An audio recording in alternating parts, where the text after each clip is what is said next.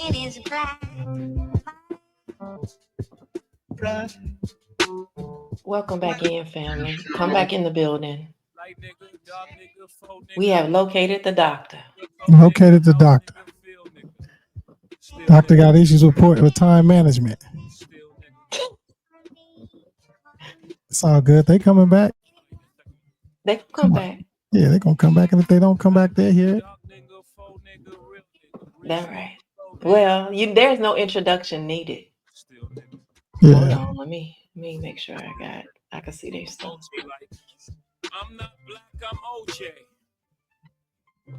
Okay. Okay. House nigga, don't fuck with me. I'm a field nigga with Sean Cutler.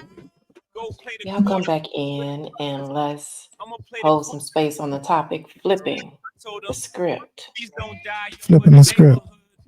Your mama written. Take your So tonight, Doc, that's how you rinse it.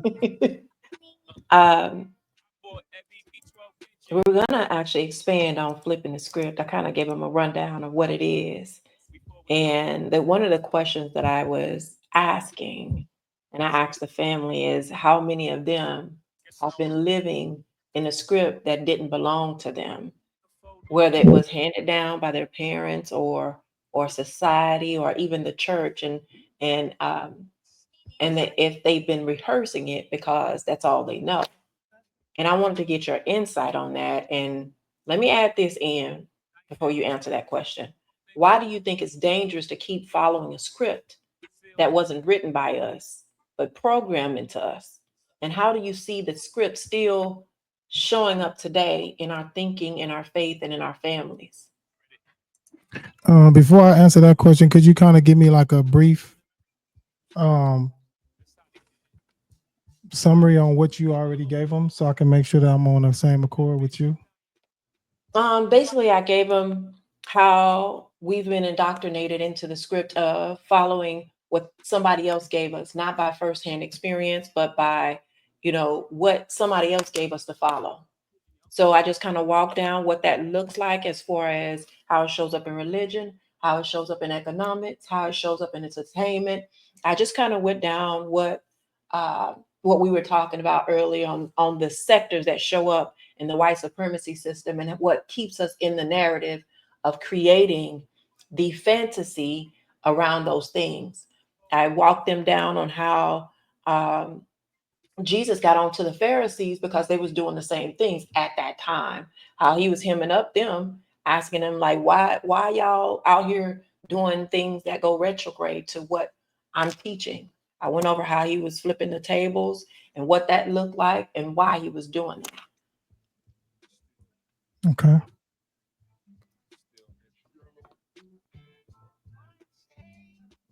I also what it looked like for me in my personal experience. How things got so bad for me in my reality that I started creating a fantasy around certain things that I wanted to escape from my reality. Like not my parents not being there on an everyday basis, me marrying a man that basically turned out to be what I said I didn't want in my reality. I still wound up getting a person that matched that. So I walked that down a little bit too. Okay. I also went over and I quoted you when you said fantasy is like bubbles. And I went over how glossy and shiny it looks, but also how fragile it is and how easy it is to be what's the word, confiscated or popped. It's easy to pop your bubble if you're floating around in this fantasy bubble. Okay. What else you got? Look like you loosening up. I am, but what else did I have? I walked over scripture. I was telling them, don't be conformed to the renewing, conform to the world, but be conformed to the renewing of the mind. And what that actually means metaphysically, he's telling us that the kingdom is within ourselves and not outside, and we can't renew our minds unless we get rid of the fantasy. Okay. Okay. I'll probably think of some of the other later, but that's what No, I that's, got. that's cool. That's cool. So what's the question? The question was, how many of us, or how have you lived in a script? How have you been living in a script that was handed down to you by your parents, whether it was society or even the church? And where have you been rehearsing it because it's all you knew at the time? Second part of that question was, why do you think it's dangerous to keep following a script that wasn't written by us but programmed into us? And how do you see the script still showing up today in our thinking, in our faith, in our families, in our lives? Okay, so before we get into the script, let's before we dive into the script, I think we should first dive into fantasy. Okay. Do you have some content or do you have some kind of information on the fantasy? And I do. Can you We give me talked about some? fantasy last time. Let me give you a little bit of fantasy. You can kick me off with the definition of fantasy. What is the definition of fantasy? And this is Let me give huge, it- fam. I want everybody to stay in. If you get in, stay in. This is gonna be big. This not gonna come from an angle of bashing the church because we care less about that. This is not gonna come from an angle of trying to shame anybody. But what it is gonna do is gonna allow you to truly get some understanding about yourself right now. And this is something that we all go through. This ain't no individual thing. This is a systemic issue that we having right now. And that systemic issue is one of them is for sure white supremacy and systemic racism, and how does that play a major role in the influence of who we are and how our behavior is developed. Nothing else. There's nothing else on this planet that you can come up with that trumps the leading factor of the responsible thing that is influencing us the most. The biggest influence in this world on us today is white supremacy and systemic racism. And it's important that we need to know what that is, because until you get an understanding of what white supremacy, systemic racism is, everything that you think you know about yourself and about life and others around you is all confusing. It is conflicting. You may think you know, but you really don't know. And until you get some understanding about white supremacy, systemic racism, and how that is responsible for the hijacking of our reality as a people, and this includes me too, as a people, and how by the hijacking of your reality, how does that put you in a position where your brain naturally begins to create a fantasy so you can have some dwelling. But the power of the fantasy and how it kidnap your ability to have a sense of belonging in life, have a sense of agency in life, and have the ability to feel good or bad. What we got, Pooh? It comes from the Greek word fantasia, which means appearance, image, or imagination. It derived from the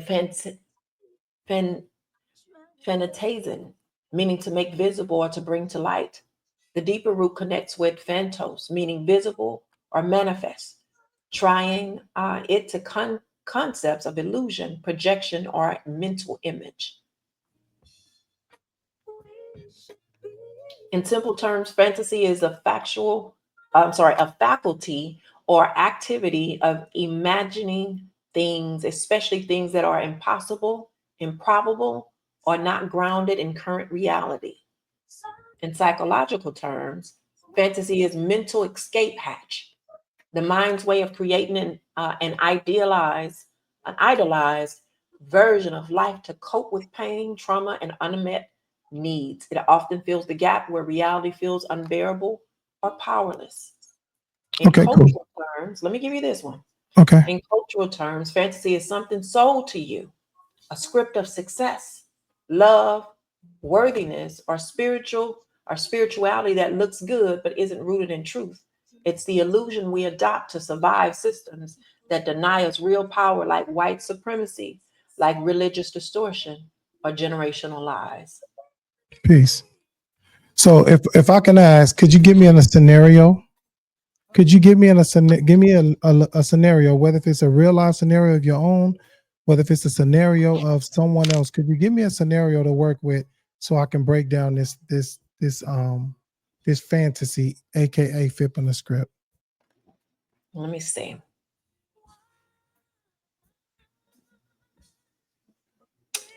I'm going to give you one that shows up in my life. So because my parents weren't around, I left reality because it was so painful to deal with my abandonment issues of them not wanting to have anything to do with it, whether it was true or not. I created this fantasy that this man would come in on this white horse and rescue me from all the chaos that was going on inside this real life. So I was able to escape that way, knowing that one day somebody was going to show up and rescue me from that situation. Okay. Okay. So how did you know there was a fantasy? I know now that it was a fantasy. Okay. Because in our room, okay, go ahead. I'm sorry. That's the power of the fantasy. So let me explain, fam. So what happens is we have a trauma response. We have a trauma response. And whenever you experience something traumatic, regardless of what it is, if anything that produce any experience that produce high level of stress, you have a nervous system that is responsible for giving you that alarm when something is not right. Listen, this is dope. This is serious. Look. So what typically happens is that when you experience this stressful, when you have this stressful experience, let's just say, what you just gave, that your parents, okay, you felt abandoned at a young age because your parents was not around for you. Right. And as you experiencing this as a kid, you don't have the awareness nor the mental capacity to be able to properly assess that experience. And because of that, your stress levels increase. And at a certain point of that experience, as the stress level increases, the part of your brain that is responsible for rationale, which you don't even have that part of your brain yet as a young kid, you don't access this part of your brain. And the part of the brain that I'm referring to is the prefrontal cortex, which is responsible for articulation, awareness, critical thinking, all of those things. And so you don't have your brain, that part of your brain is not developed to you at least 25. This is a deal. Watch this. So what happens is that when you are in this stressful situation, your stress levels increases. And as your stress levels increase, the part of your brain that is responsible for critical thinking through stressful situations diminishes. Mm-hmm. And when those things diminishes, at some point, in order for you to eliminate the stress, or in order for you to get rid of the threat that's within your reality, you create a fantasy. You create a unfamiliar, unbelievable thing that you can go and dwell in because your reality is too stressful and too frightening to live in. Right. Now, the reason why this is so important is because when you go through this stressful experience, right,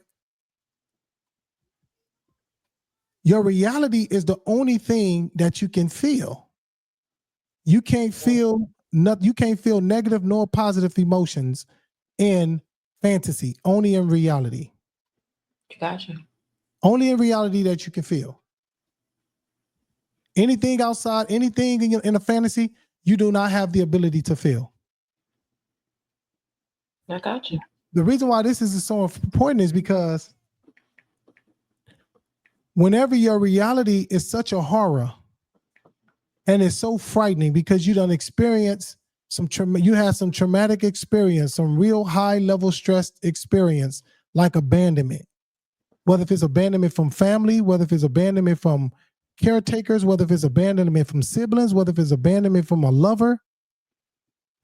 if you don't have the appropriate coaching that you need to co-regulate you, and what co-regulation means is to give you a sense of balance and a sense of comfort that allows you to be able to cope through that stressful situation by also giving you giving you the education that you need to also adopt the behavior that you need to be able to deal with issues as well. Because you cope emotionally, but you deal intellectually, so that you will know moving forward, whatever it is that got you stressed or whatever it is that created this experience that was really threatening for you, you not only have the ability to know how to regulate your emotions in the midst of them situations, but you also know intellectually how to not just have to codepend on your emotions for the alarm, aka your discernment or intuition of a threat, but you also have the ability to cognitively, you know what I'm saying, gain some understanding about what's happening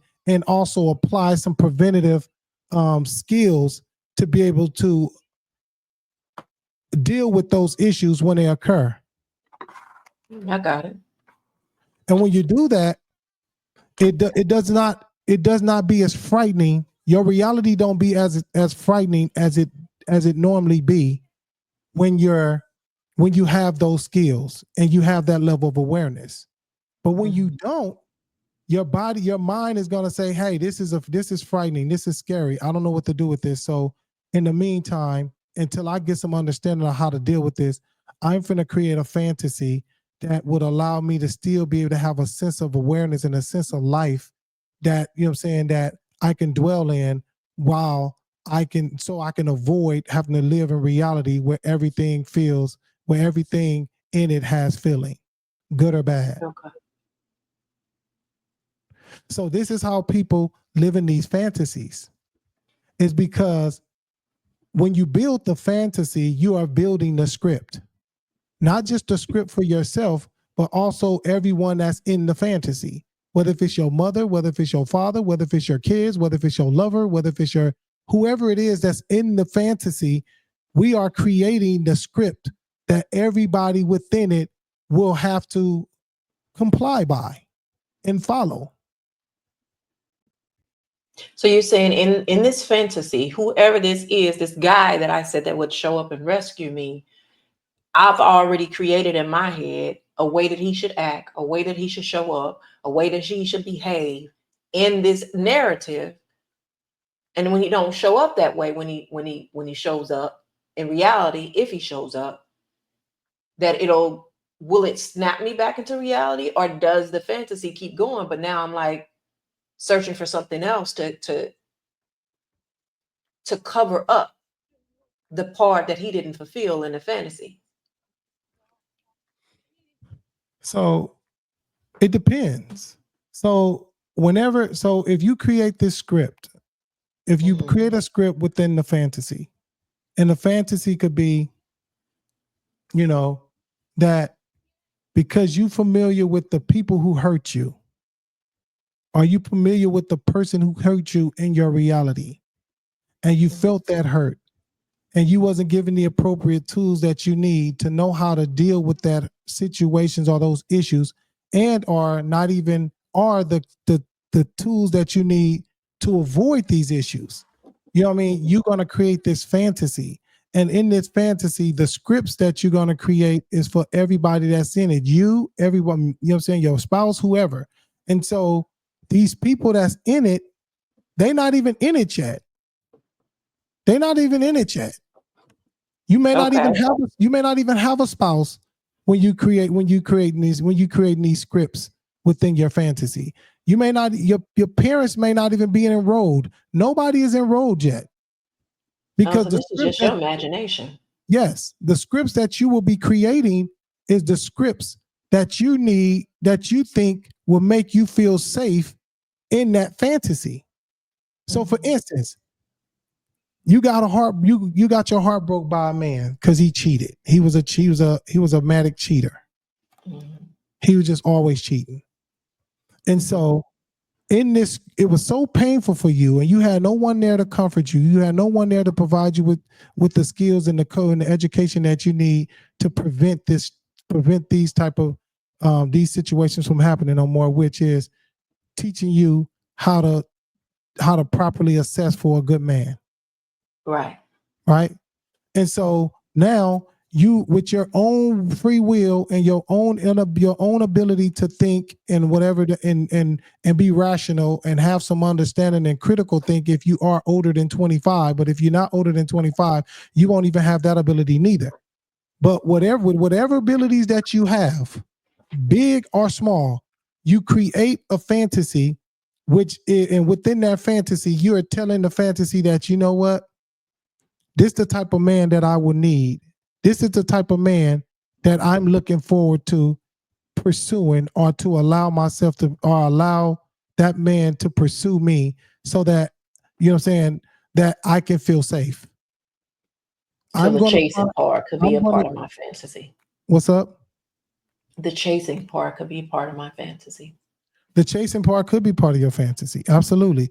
If that's your fantasy, if your fantasy is, you know what, because my father didn't chase me, and my mother didn't chase me, in order for me to feel like they want me, then I'm interpreting that as, in my fantasy, the way that I believe that a man really wants me if they chase me. Yeah. And when they chase you, you open yourself up to anybody that's chasing you, because your prerequisite for a man, and in order for you to make this man have access to you, is if they chase you. Yeah. Yeah. And that's the script. But guess what? What happens when that man stopped chasing? What happened after you open up and you get this man access, and after he done got access and he got what he want, now 6-7 months down the line in the relationship, the man is no longer chasing. Let's identify what chase look like. What if chase look like to you is, he wants you so much, you say, listen, if you want me so much, I want a God-fearing man. Bet. So I'm gonna go to church with you. And that is a reflection of him chasing you by going to church with you. Now, after he gets you and he get what he wants out of you, the chasing stops. What that mean? The nigga not going to church with you no more. So now what happens? Because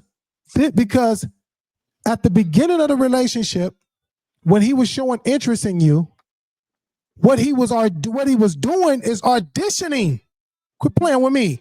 He was auditioning. Now listen, I don't care. Whenever I get on here, I'm going to freestyle. Don't play with me.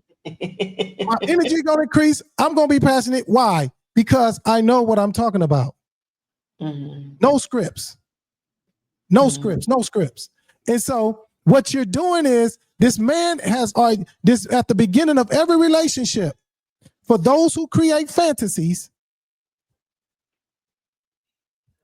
after they create their fantasy, they begin to start opening up auditions for those scripts. And that man coming to, you know what I'm saying? Camus come into your life, and he sees you and he finds you attractive, and he say, Ty, what's up? You gonna give me an opportunity? And you like, I don't know. I don't know much about you. I don't know, you know, what's going on with you. And you're like, wait a minute. Like, you ain't even gave me an opportunity. And so it's like, yeah, you know, so the play hard to get is because within your script, the man has to chase you. Yeah.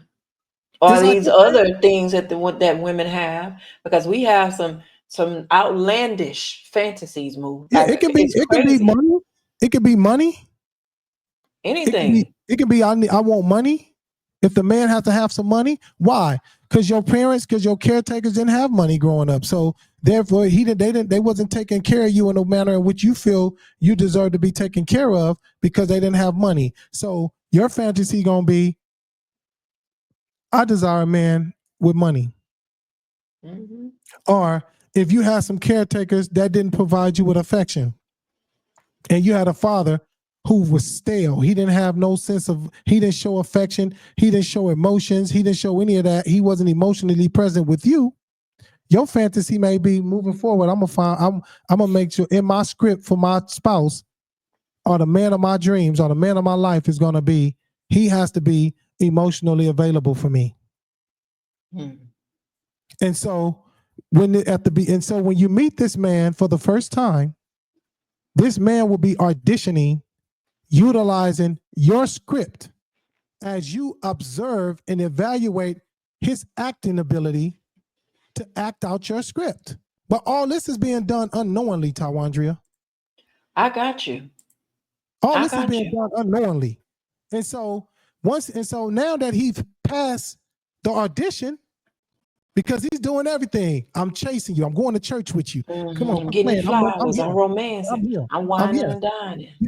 Flowers, wine and dining. What else you got? Whatever it is, I'm there. I'm punctual. You know what I'm saying? I'm there. You tell me 2:30. You tell me 2:30. I'm at there at 2:15. I'm on point. My phone ain't ringing unnecessarily all throughout the night. I'm leaving my phone face up and face down.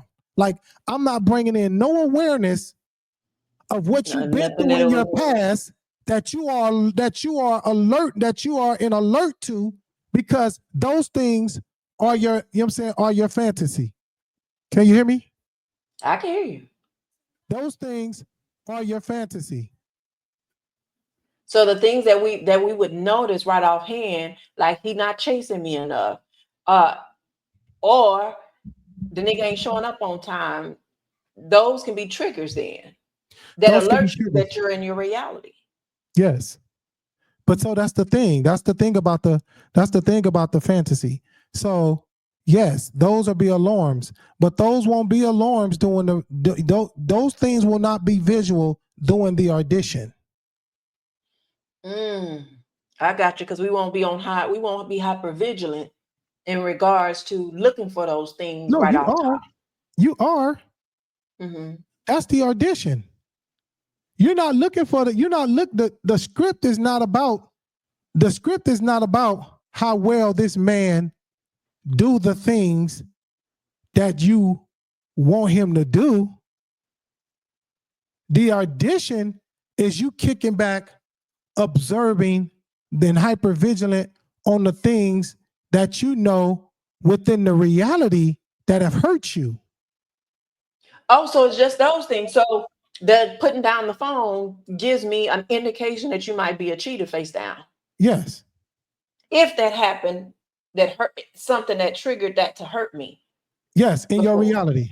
If the man was a cheater prior to you building your fantasy and creating your script.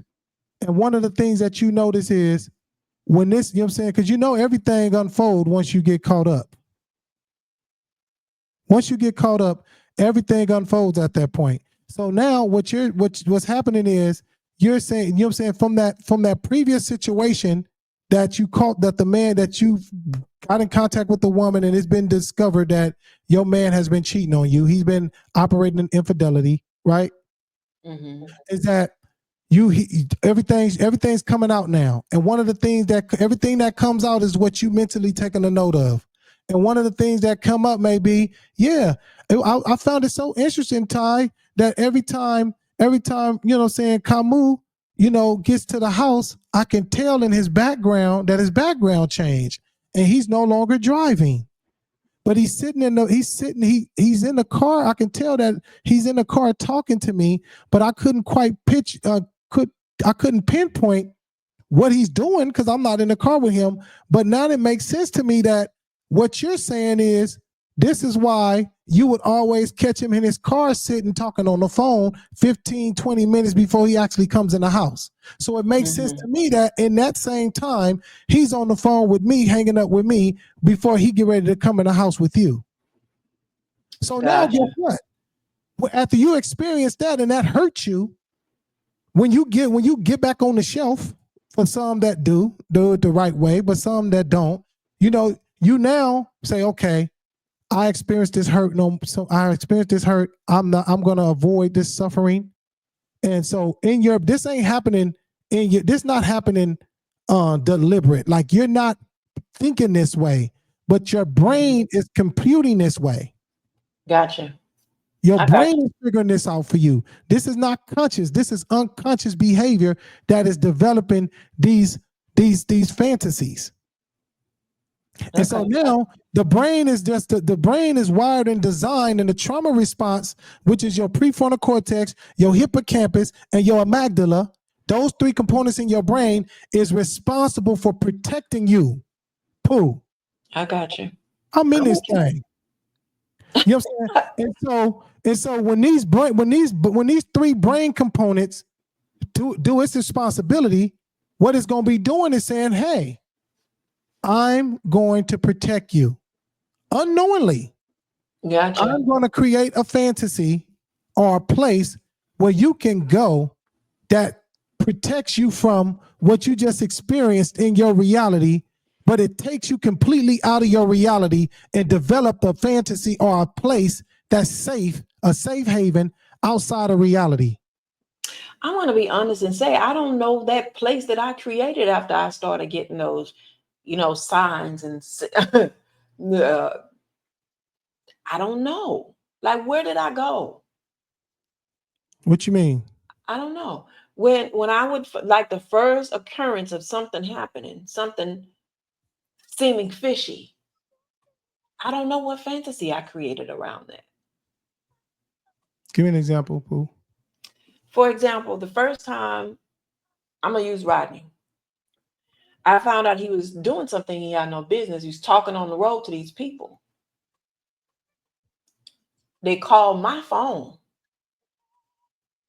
I was like, why this person, how did they even have my number?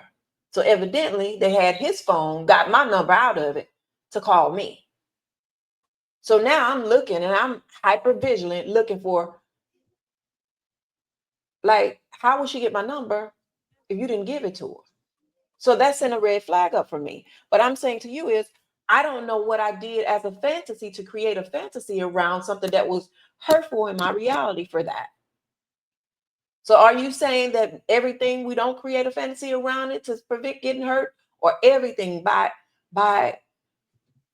just not even by accident? What am I searching So for? wait a minute. So what you're saying is Rodney, the brother had some things going on with other women. He was Yes. operating in infidelity.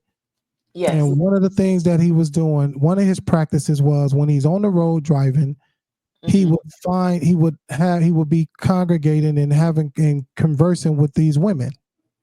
Taking them with him. Fine, taking them with him.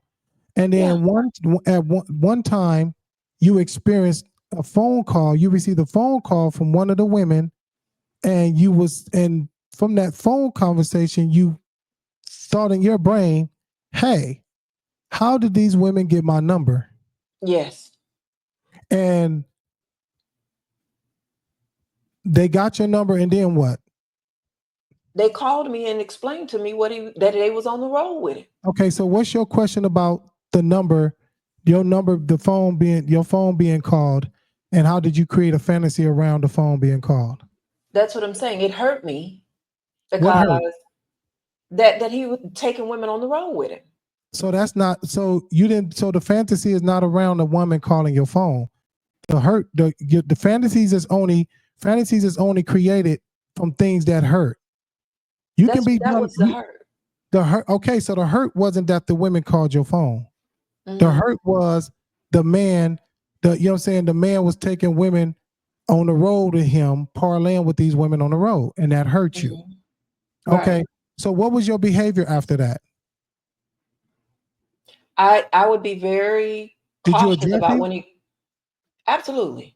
Okay. And then after you address him, what did he give you? Did he apologize? Did he give you a story to say that? Did he tell you that he not doing it no more? Gave me a story that she was lying. Okay. But did you believe she was lying? No. Okay. So you knew he was telling the truth? No, I knew he was lying. I mean, I'm talking about you knew that she was telling the truth. Yes. Okay, fine. So now that you have this awareness that this man is now traveling with women on trucks over the country, you know what I'm saying? What was your behavior or your thought system after that? I couldn't trust him. What was your behavior? I wouldn't sit on none of his stuff in the truck. I wouldn't go with him. If he invited me to go out on the road with him, I would not go Why would you not go? because I didn't trust who he had in the truck with him. Like Okay. who was laying in the bed and all of that foolishness. Okay. And so what did that do for you emotionally? Did you know what I'm saying? Whenever he left, this is great. Wherever, you know what I'm saying? Whenever he left without you, what did your emotions do?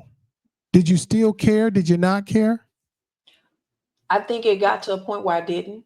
So I think it slowly started to numb me. So my emotions start to leave.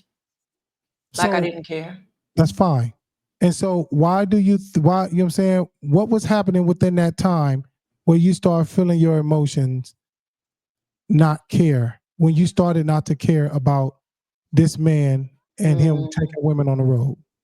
Certain things I wouldn't do. Like what? Like I didn't want to wash his clothes. Okay, I didn't what want to else? clean. I didn't want to clean up behind him. He had to clean up his Okay. own mess. Like I wouldn't do the You didn't things want that to I have knew sex as a with wife. him? You didn't want to have sex with him? I didn't want to, No, but I get that that. didn't.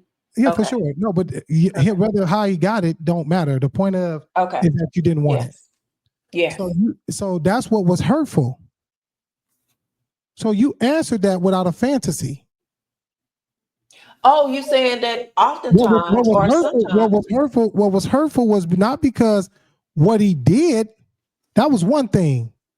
But what was really hurtful is how you felt played, how you was being loyal and dedicated to him as it pertains to demonstrating your loyalty to domestic chores and washing his clothes and cleaning up after him and freely giving yourself to him, not resisting, but just freely giving yourself all those things. And because he did what he did, what was hurtful is the fact that you felt played.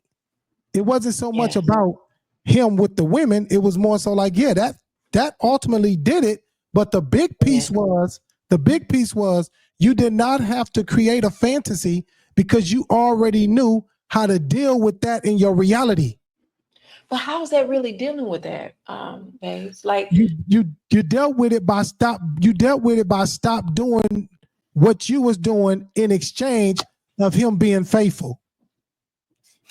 Him taking the women out on the road. Like for instance, prime example. If I found like you was doing something, I don't have to create a fantasy because I know how to deal with this. I know how to deal with that situation in my reality. Okay. I don't have to create a fantasy because I know if I found out you did something on me right now, my situation would be, Tawatch, I'm not messing with you no more. I ain't gonna hate you. And I'm not gonna treat you like you shit because at the end of the day, we do have a platonic component to this collaboration that we dealing with. Okay. Outside from the romanticism, we are friends. Right. So I'm not gonna be mad at you. But what would piss me off, not so much because you gave your body to another man. I don't care about your body. Whatever you want to do with your body, that's your business. Yes, you do. Yes, you do. I don't. I only care about it when I'm dealing with it. But yes, you do. You care about my body. Whatever you choose to want to do, that's the fantasy. Because you want me to care all about your body. I only care about your body when you give me permission to care about your body. I don't control you. I don't buy you. I'm not your commando. I'm not that. This is a mutual agreement as it pertains to the relationship we share in reciprocity. That's period. That's the facts in my mind. So therefore, one of the things that I do in exchange of your you know what I'm saying, your commitments to me is that whenever you are in need, I'll be a support to your needs. Okay. I'm in support of your needs and the things that when you need me, I show up for you. And in exchange, that's what I expect of you. Is to when I'm in need of something, I need you to show up and make yourself available for me. Give me access to the things that I think I need, whether if it's eternal or whether if it's temporarily. There are some things that I need access to you within reason. And that's the negotiation piece. You give me where I'm weak, you're strong, vice versa. Let's come together and create this strength that would allow us both to be able to thrive in life and support each other throughout our individual journeys. Come on with me. I got that. Come on. I'm still in this thing. Don't play with me. And so, and so when you violate that, my problem with you would be, it ain't the fact you gave your body to another man.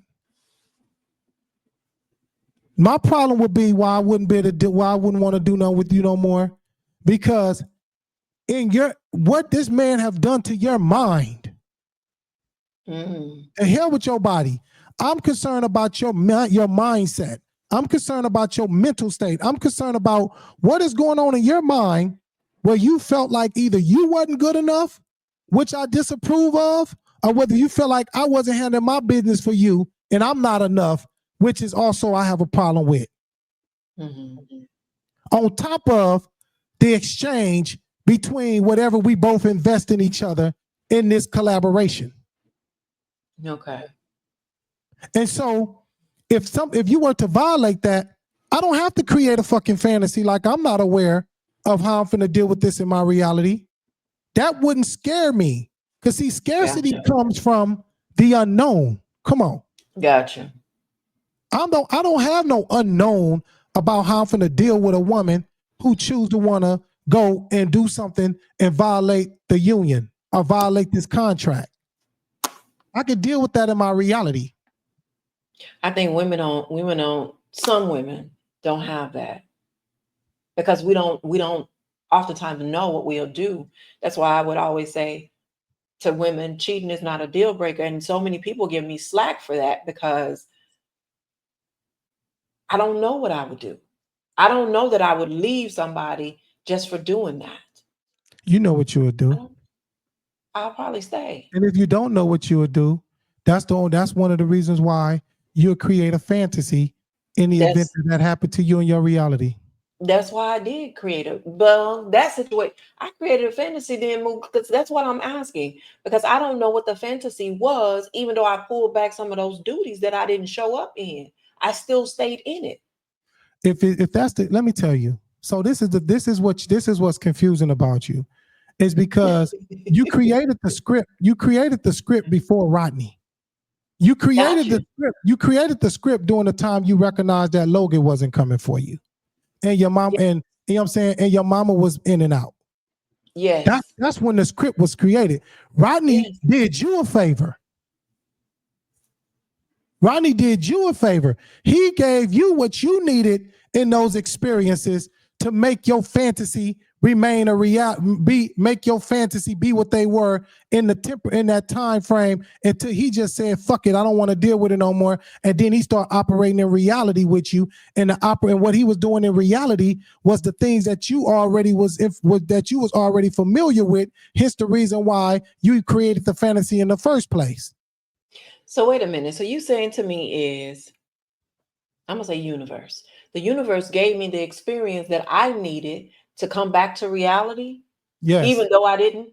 Yes. Come on. And boom. you was rebellious. You chose the fantasy. And that's the thing.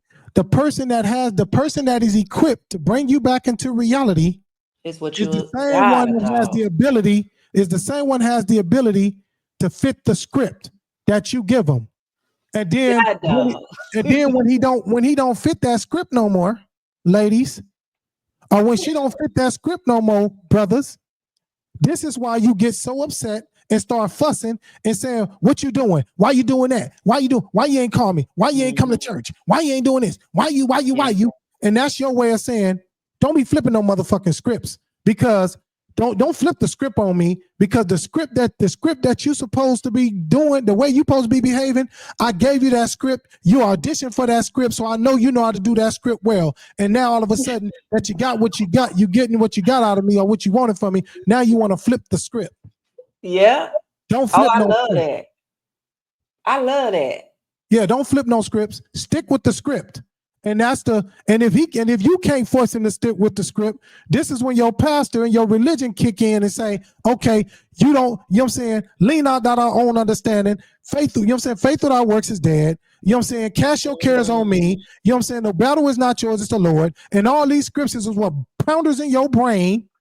And you process this to try to think that this is gonna satisfy your reality. Yes. And in fact, it don't do nothing but reinforce your fantasy because it's a fantasy. Playing with me.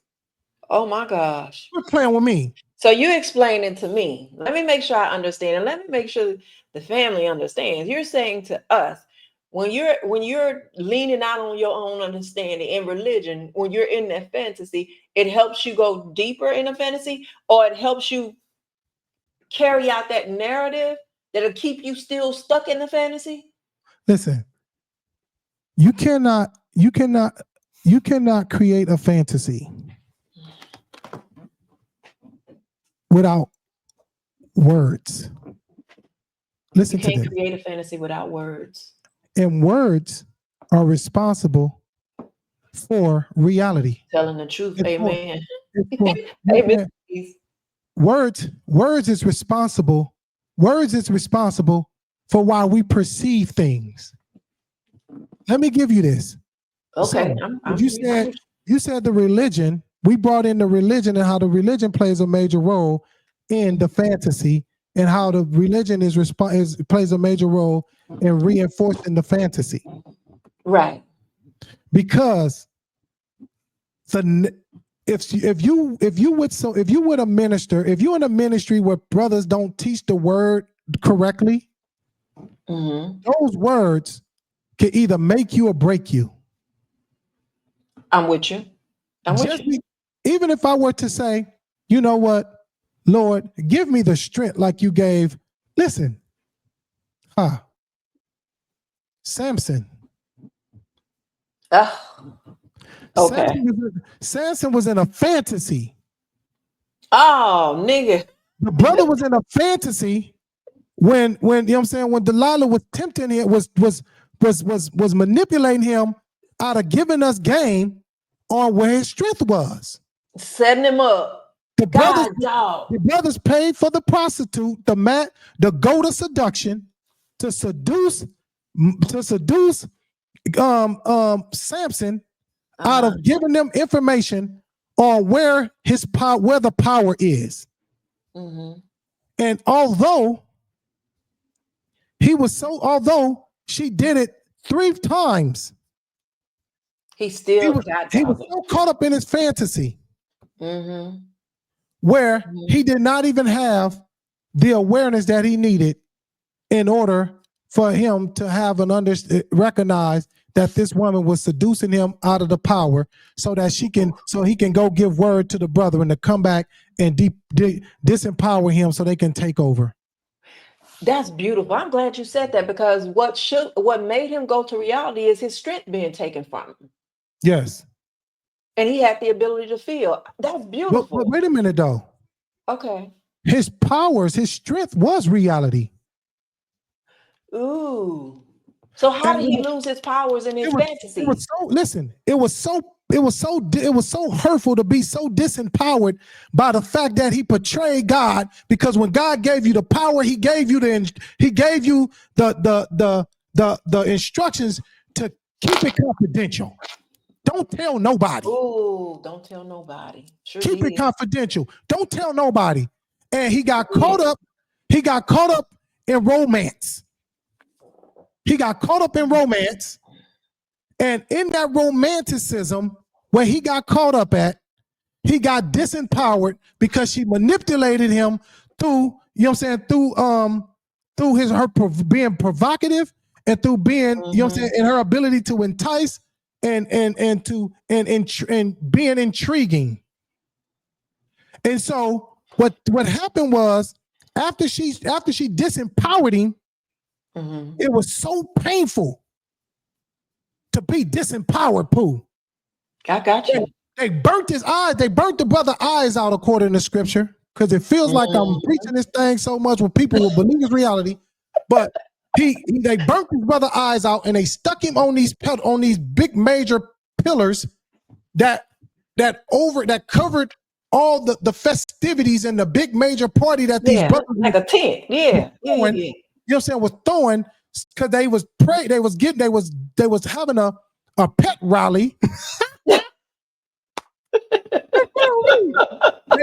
they was having a pet rally because they was getting ready to prepare battle and take over Israel the next day, and they knew they had victory already, because the only person that was forever preventing them from getting them W's was Samson, and that goddamn power that was in his hair. Quit playing with me. But this is the beautiful thing about Samson. He went into his fantasy for a slight moment, according to scripture. And he was so much in pain in his reality, he created the fantasy. But then when they put him in front of the people and they start praising, and then they fantasy, and sisters is twerking, and brothers is, you know what I'm saying, is on that thing, and they having this goddamn trail ride fun, you know what I'm saying? Contest, right? No, this real. You know what I'm saying? The brother came out of his fantasy. The brother stopped creating a fantasy and said, God, give me one more moment. Straight, yeah. To feel my power just enough so I can push these pillars and make the roof, you know what I'm saying, crash down on all these men who's planning to go and take over the territory. Yes. That's gonna go over and grab the hood and snatch our hood from us in our community and kill all our kids and rape our women and pillage your, you know what I'm saying, your people's land and take their spoils. And in that reality, God gave him the power to be able to do just what he asked for. And he killed himself. You ain't lying, Moo. You ain't lying. I love how you make me know. So you saying, I ain't asked for God. But when enough was enough, that's what happens. When enough is enough, and you say, I'm fed up, I can't do this no more. You say at one point, I got to make a decision. I got to go. I can't stay here. Basically, right? Keep going. I'll just deal with this hurt that comes from whatever it is that show up in this space. That's reality. I'll give you another example. That's reality. Okay. But you're still contemplating. Okay, well, give me Job. Because Job is a good one. Okay. Welcome in, family. Happy. Is it still Sunday? I came on there early. So, yeah, it's still Sunday. Well, there it is. So, for prime example. So, one thing that we want to bring in, because people is like, hey, you mean to tell me that pain is that bad where a person is willing to create a fantasy just to escape from reality? Yes. Because reality is just that bad?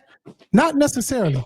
So it's not so much about reality being whatever you experience, it hurts so bad in that moment that makes you want to create a fantasy pool. But it's the potential of that pain that you're suffering from abandonment or from neglect or from shame or from bullying, from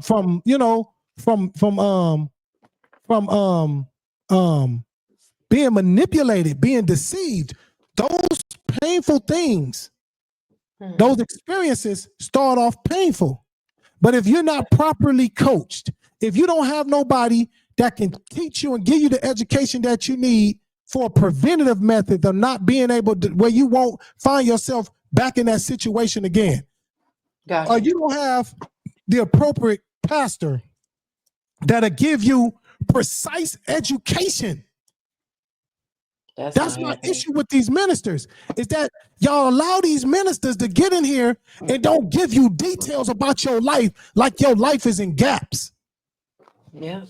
Your life is a projector. It is a projector. It is not full of commercials. Mm-hmm. You don't get breaks on your life. You don't get breaks on your life.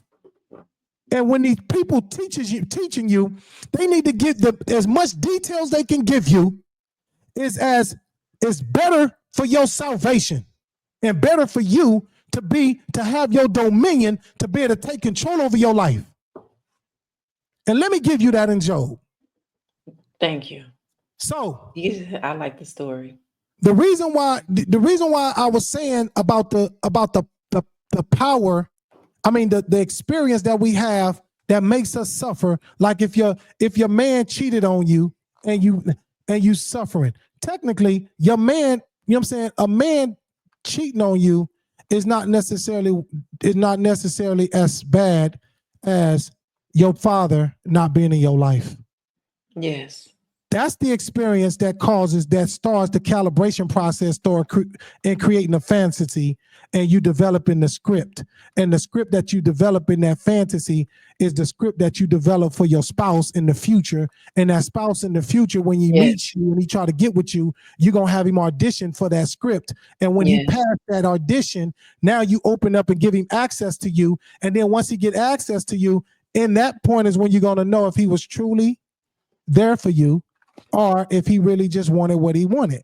Now, if he was truly there for you, boom, y'all still gonna have to go through therapy, because you still gonna be showing up in a relationship, messing it up with what you've been through and with the trauma and the experiences you had with your father and your daddy issues.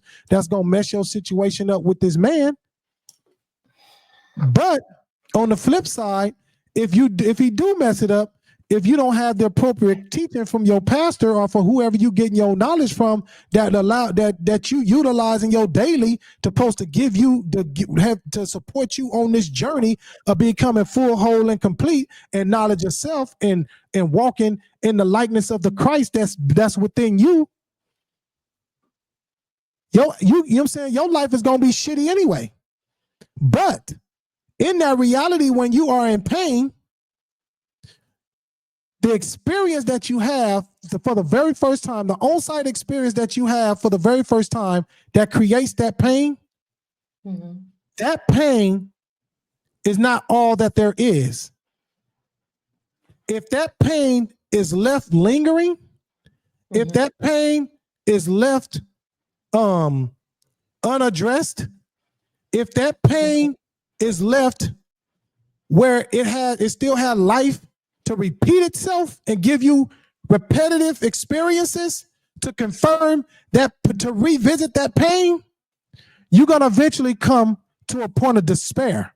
And when you reach a point of despair, according to the Bible, despair is worse than you actually feeling the pain that you felt during the first onset of that experience that made you create the fantasy in the first place, that's taking you away from your reality, because your reality is such a boogeyman. Got you. I'm with you. And so when that despair come, you're gonna wish that you died. This is what people kill themselves and they wish they died, because that despair be so intense.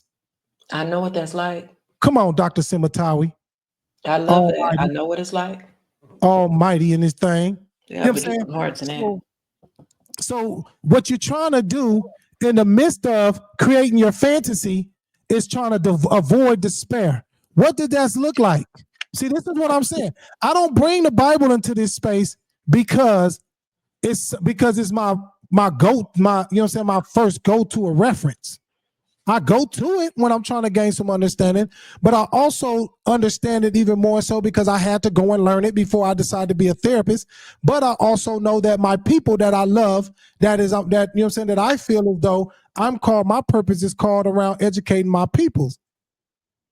And my people speak from the biblical text, and I'm okay with that. Because it's not the text that is creating the problem. It's the teachers that is creating the problem, because they're not giving you the context of everything related to the biblical text and these allegories, so that when you get the full understanding of these allegories and of these stories and these examples as it apply in your life, and you go and you apply the solution that is given in the text, you can have a better outcome than what you do. But because they don't give you that understanding, this is why we constantly going through these trauma bond situations, and we constantly going through these repetitions of horror in our life, trying to either push through the fantasy without no support, which is stupid, or either, you know what I'm saying, or not you being stupid, but it's stupid, or we in a damn fantasy that also put us in a position where we'll never overcome it, because there's no feeling in fantasy. You cannot feel in fantasy. If you don't take nothing else from this, fam, you do not feel in fantasy. And please, if you need some clarity, do not leave here without getting that clarity. I promise you, you can put it in the chat. We'll keep you unannounced, and I can give it to you. These are the times where we need to start being more responsible for our salvation, family. These are the times where we need to start being more sovereign driven. These are the times where we got to quit congregating with each other until we first congregate with ourselves and gain some understanding for ourselves and know thyself. Right. Peace. I see you, fam. I feel you, fam. I see you, fam. I feel you, fam. I hear you, fam. We're playing with you. I feel you, my nigga. I hear you, my nigga. I see you, my nigga. I feel you, my sister. I see you, my sister. I hear you, my sister. Hotel. And so back to my point with Job. This is a perfect example of fantasy, reality, despair. So we all know Job. I'm not going to go into the details of this teaching. You know what I'm saying? But I'm going to give you the points that's necessary. But these points that's necessary is going to be the detailed points. And if you want to get the details of it, I suggest that you go and you study to show yourself approved. But I'm going to give you enough of this context so that you will know, so you can be interested in knowing more about it if you don't feel that you got enough of it now, so you can know how to apply in your life and you can go apply it to your life. Come on. You know how it applies in your life, so you can go and apply it to your life. You know how it applies in your life, so you can go and apply it in your life. Knowing how it applies to your life and knowing how to apply it in your life is not one and the same. How it applies in your life in this allegory is, I'm suffering because God had gave Satan the okay to remove this protection from over me. And in my real life, I've had experiences where I didn't feel protected. I didn't feel I had hedges over me. I didn't feel like I was surrounded by some warriors that would protect the territory that I was raised in. I didn't feel I had some soldiers that would protect me. I didn't feel I had male classmates that protect. I didn't feel I had friends that would have my back like I had their back. I didn't feel I had a pastor that would have my back like I pay, like I, you know what I'm saying, that was dedicated to me like I was dedicated to them ties. Quit playing with me. Quit playing with me. That's the hedge. Showing up. Matari shows up. And so this is the problem. The hedge, we all had experiences in our life where we didn't have a hedge, where it was obvious that we was without protection in this reality. And just as Job didn't have a hedge, we experienced that too. Yeah. And so, but Job's hedge was taken away from him, you know what I'm saying, through consent. What consent? We had Satan, not Satan. Come on. Satan. Satan is different than Satan. People say that Satan was the one that was responsible, which is the devil that was responsible for the removing of the hedge of Job. And that's not the case. Satan is has a totally different job description than Satan. Satan is a member within the facility leaders and overseers within the heavens. He was a spy. He was a spy. He was a snitch. He was a manager. Mm-hmm. He was a director. He was a supervisor. Come on. He was the person. He was in the heavens with Christ, with God. And his job description was go all throughout, to and fro, and go and analyze and check on all my peoples and report back to me your findings. And he went out. He peeped game on me. He said, cemetery is still cemetery. You know, he's still doing some reckless things, Lord, but overall, I can still see his dedication and his hard work and his ability to debunk and be a rebel towards all the things that the world has, that the white supremacy system has put on this earth that is designed to suppress him. He's one out of the few that the white supremacy is not going to hold down. Come on, man. Come on. With me. He's one out of the few that the white supremacy is not finna put him in the way. He's one in the few. Nigga, don't play with me. He's one in a few. But he's still doing what he's still loyal. And when he gets when he get it, it's gonna be on and popping for him. You ain't got to worry about him. And then I look and he's like, okay, so tell me about Ty. You know what? Ty's also a growing one. You know, she feisty. She still got a little ego in her that make her wanna fight. She love a good fight. You know what I'm saying? But we still working on it. I could see she, you know, she still having these moments where she's getting in and out because she been through a lot, Lord. She been through a lot. It been alone. We dealing with people. We dealing with people who don't have hedges over them. Quit playing with me. Come on. We dealing with people that ain't got hedges. We dealing with people who don't got hedges. That's what we dealing with. Everybody want a hedge, and this is why we weak. This is why we gullible. This is why we do what everybody want us to do. This is why when a nigga tell you to jump, you say how high. This is why you giggle. This is why you're a people pleaser. This is why you walk around and kiss everybody. Keep playing with me, because y'all the ones with hedges, and that's enough. And listen, let me bust your bubble. Your hedge is a fantasy. Playing with me. Your hedge is a fantasy. Your hedge is a fantasy. The hedge is a fantasy. The hedge is a fantasy. We in reality in this thing. And that's why we build, that's why in reality, with no hedge, you building resilience. You building dominance. You dealing balance. We ain't walking around here saying we ain't gonna kill nobody. We saying we ain't gonna kill nobody that don't try to kill us. We ain't walking around here saying we turning cheeks. We ain't gonna turn no cheek. If a nigga touch my cheek, I'm touching his. And if he tell me he gonna touch it, if his intentions to touch it before he try to touch mine, I'm touching his. Quit playing with me. This my art. Peace, justice, and righteousness. This comedic. This is Kemet. Quit playing with me. Know thyself. Quit playing with me. Shout out to Baba Quasi that put me on. Ain't nobody playing with y'all. And so we dealing with, so God said the brother Satan, which is a heaven faculty, not Satan, the devil that y'all call the devil, but we talking about Satan, which is not he don't even affiliate with Satan. He's not even part of certain homeboys. He's not part of Satan crew. He is part of the crew of the heavens. That was his job description, was to go around and search and observe all of God's chosen, all of God's people, not chosen people, because many are called, but few are choosing to take on their calling. Come on, with me. I'm bouncing on that wrong too. I'm bouncing on them. I'm bouncing on them. I'm bouncing on them.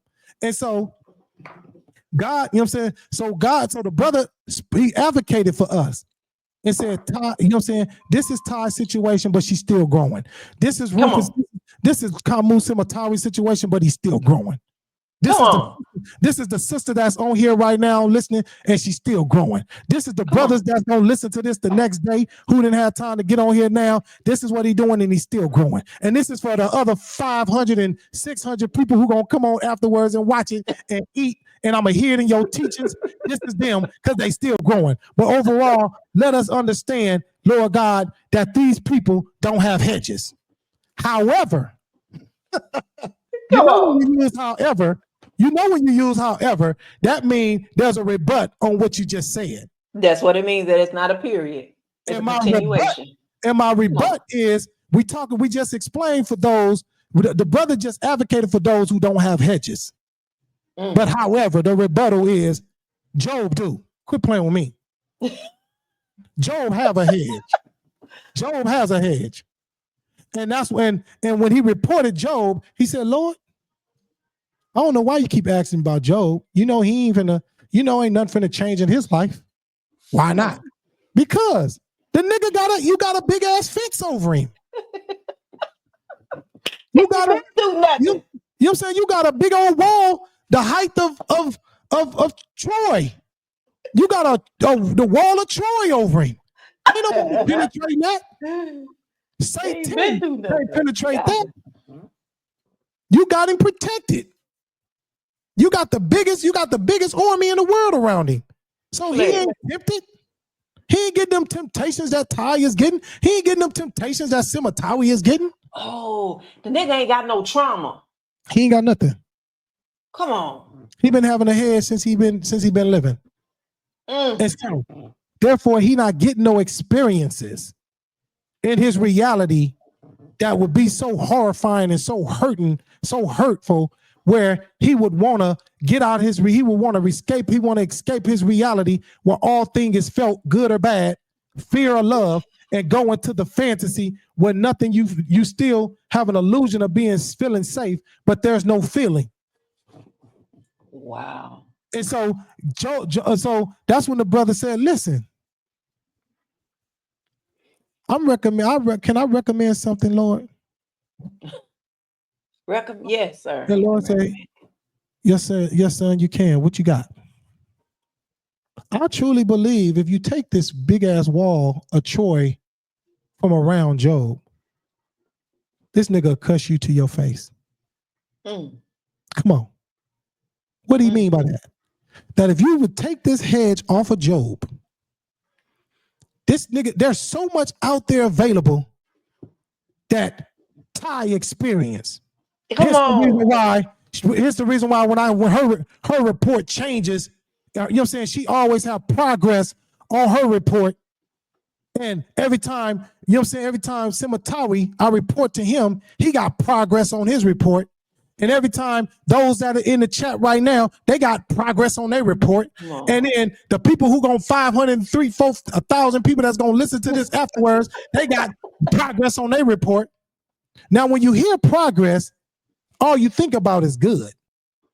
That's right. But when you really peep game on progress, you can't have progress without having flaws in your life too. Come on, we're playing. Come on. We're playing. Come on. We're playing. We eating. We eating. I don't care what you're talking about. We eating. It's necessary. Necessary. And so they saying Job ain't getting none of that. Get that nigga some of them experiences that everybody else is getting that I just talked about. And watch how he mess around. Watch he create a fantasy and get out of reality. Oof. Boy, you teaching me tonight, man. God, dog. I told you I got you. I told you I apologize. I got the time mixed up, but we still in this thing. They don't listen to the next day anyway. And so in the same day. And so he say, okay, cool. You know what I'm saying? Let's investigate, you know what I'm saying? Let's investigate that fact.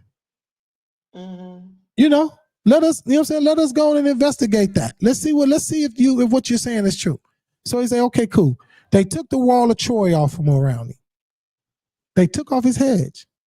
And sure enough, all that temptation that Ty went through, that was on his head. Along with all the temptations, all the issues and trauma and experiences that I had on his head. And then everybody else, he got some of y'all shit too. But he also got some additional stuff. He got some additional stuff. And not only did he get it, his wife got some of it. Yeah. And that's why we got to be careful on who we link up with, because whenever a point has to get proven, it's not going to look at the fact of, it's not going to separate your heart. It's not going to separate the things within your heart that's going to hurt you that got a heart too. It's going to take anything. If your woman is in your heart and it's designed for you to be hurt, your woman going to get hurt too. Touched. If your kids, if your kids is in your heart and somebody is aiming towards your heart, your kids going to get it too. If your mama going to get it too. Who's ever in your heart, they going to get it. So we have to be careful on how we showing up in life in this reality. Because in reality, where all things are felt, good or bad, heaven or hell. Gotcha. And so Job got it handed to him. He got it handed to him, fam. Just like we get it handed to us, he got it handed to him. But this is where it kick in at. So he had friends, and everybody's saying, yo, Joe, what did you do? Joe did. You had to do something. We never see nobody getting that heat, getting that smoke like you, buddy. Mm. And then, let me tell you. So I talked about despair, and I talked about how despair begins to creep in whenever you are in your reality, and your reality is so hurtful and so traumatizing because you was hurt within reality, because you can't get hurt in a fantasy. You can only get hurt in a reality, because nothing is felt in reality. Everything that you feel, good or bad, pain or comfort, is in reality, not fantasy.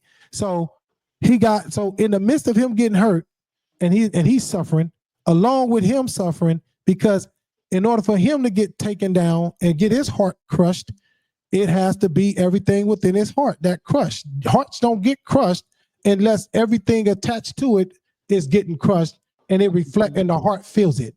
Hearts don't get broken. Everything that's attached to the heart creates the suffering of the heart, but the heart don't get broken.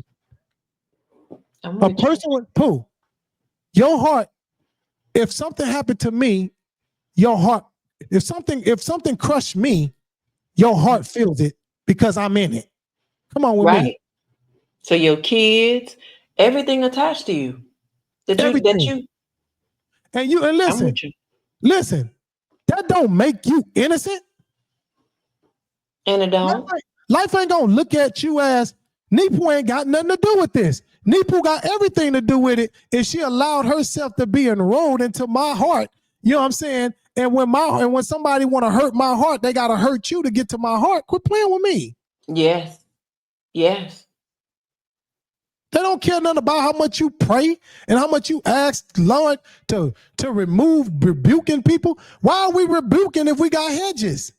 Come on. The reason why you got to rebuke so much shit because you in the midst of so much of it. Yes. Ain't nobody silly. Listen, the robes are coming off. Come take the robe off. I'm snatching robes off. That's the problem. Everybody think they can hide. There's no more hiding. 2025, like Cat Williams said, in the industry of entertainment, that is happening. That's happening in the reality of those that are not entertainers. Come on. That's happening right now in the church. That's happening in real life. Robes are coming off. Everybody's finna be exposed. Get ready for it. Get ready. You can't hide no more. Hey, y'all finna expose all y'all. Y'all playing. Y'all sitting up here being silly. Y'all sitting up here being silly. AI finna expose everybody. So y'all need to get y'all shames together. Because if you wherever your shame at, you can be embarrassed. Yeah. But wherever you embarrassed at, you can't be ashamed. You got to get your shame together. Quit hiding. Quit thinking you're hiding. You can't hide because everything about you genetically is about me genetically. Because we all connected. You only can hide your narrative, but your narrative is not who you are. Your narrative is what don't shame you. What shames Oh. you is chemically. Is everything is your chemical makeup, your hormones. What hormones that triggers into that comes from your organs of your body that sends signals that comes from signals in your brain that make your body behave a certain way, and you expose yourself. Come on, Mo. And you can't hide. No matter how much you try to hide your behavior, chemically, you're still being destroyed. Come on. The Rock's gonna cry out, Mo. The Rocks is crying. They already done cried out. They just finna start, you know what I'm saying? They just finna start hitting people now. You can't duck them no more because y'all bodies done got so big because it's full of chemicals that you can't mask no more. You can't duck them no more. A lot of us done got too old where we can't move the same way to dodge them rocks. You sure not? So I'm finna see how many of y'all gonna be able to pray and mountains gonna be moved. And that's when you're gonna be exposed. Because when that mountain don't move and you get impacted by it, it's gonna let us know right off rip that you've been faking all along. Quit playing All with me. along. Come on. You've been a fake all along. Come on. Playing with me. Y'all play too much. Y'all play too much, looking silly out there, letting these people manipulate you, and y'all part of it. Y'all done got to a point where you just want to be part of the manipulation. That's crazy. And this ain't bashing, because I tell you what, I used to struggle on how I can speak to people without offending them. But guess what? You know what I'm saying? I can't offend nobody no more than they offend themselves. The gig is up. The gig is up. You cannot hide no more. We have to start getting ourselves together. We got to start changing up our nutrition. You can't be fat and think you still gonna be operating in God. Y'all missed the whole part of glutton that was in the deadly sins. Man, come on, man. Y'all playing with me. Glutton, when you eat too much. It's in there. When you eat but that ain't just food though, Moo. I know that's in everything. But I just want to keep it a buck because, you know what I'm saying, they can hide whatever they want to hide, but you can't hide them big ass bodies. You can't hide them big bodies. And trust me, if you work on your nutrition, all them other gluttons would go away. Yes. Oh, the worms. The worms will go away too. The worms will go away. The parasites will go away. The bacteria will go away. The STDs will go away. Come on. That big old gut will go away. That lethargicness will go away. The erectile dysfunction will go away. Preaching now. Will go away. What'll go away? What's the last name? Dry vagina. Dry vagina will go away. Quit playing. That attitude will go away. All this anger will go away. The sickness will go away. The sickness will go away. All these diabetes and high blood pressure, all that'll go away. And guess what will start appearing? Love will start appearing. Comfort will start appearing. Loyalty will start appearing. Trust will start appearing. Peace will start appearing. Enlightenment will start appearing. 528 of love. Come on, man. Quit playing with me. Y'all play too much. And y'all will sit up there and listen. And I just realized that y'all don't want to be held accountable. Don't want it. Y'all don't want to live. Y'all can sit up there and still listen to these. I look at this Facebook all the time and see how y'all just sit up there and clap it up to some of the silliest or the stupidest stuff. I don't have no understanding to what these niggas be saying. I don't either. And I ain't even just talking about the preachers. I'm talking about politicians. I'm talking about power leaders. Entertainment, anything in entertainment, sports, they read now. Everything. Y'all are crazy. That's crazy to me. And y'all gonna be just like Job, wife, sitting up, going through so much issues, so much trauma in life, unresolved issues in life of being raped, molested, abused, abandoned, adopted, all that. And just like Job, wife, when she was suffering so much, she got into a point of despair. Yeah. And Pooh, when she got into the point of despair, she said, listen, Joe, man, I'm sick of this shit. I'm suffering. I'm looking at you. You make my suffering worse because you my husband and I love you and you're suffering too. We don't have our babies. We ain't even got our kids to look at to be this for them to suffer. I'm grieving because my baby's been dead. Not having his hands done killed my kids. But took their belongings and stuff from them. Yeah, we in the you know what I'm saying? We homeless. Come We don't have on. nowhere to stay. We begging for food, and the nigga done told us we can't be no borrowers. We only should be lenders. So just in that note, he ain't pleased with us. Come on. Well, you showing out tonight. Yeah, am I though? Playing these games, freestyling. We ain't playing that. And out of all this stuff, you still trying to lean on this man. You still trying to lean on this deity. Man, go on and cuss that nigga out, man, so we can die. That's what despair do to you. I know what that's like, Moo. When your reality, Pooh, when your reality is so horrible. I know what it's like, Moo. And a lot of people walking around with smiles on their goddamn face, thinking they fooling somebody and be ready to. And this is why we have some of our most dear-hearted people. From Natalie Pete, man, shout out to Natalie Pete. You know what I'm saying? Rest in power, Natalie Pete. You know what I'm saying? We have so many people that have died. But when you see them, they have smiles on their faces. Yeah. And then from Smile, you remember that movie Smile, Pooh? Remember that movie Smile we seen? Where the sister get cursed when they kill a person in front, when you see a person, when you witness a person die, and when they kill them, it's a spirit that leave from that person and go into the person who witnessed the death, and then they have a series of events every day that get them closer and closer to despair,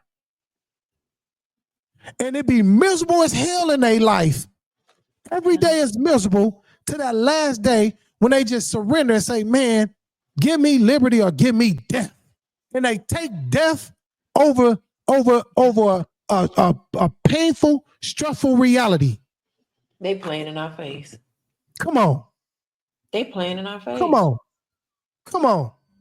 And so now, and that's what's happening now, where people finna start dying.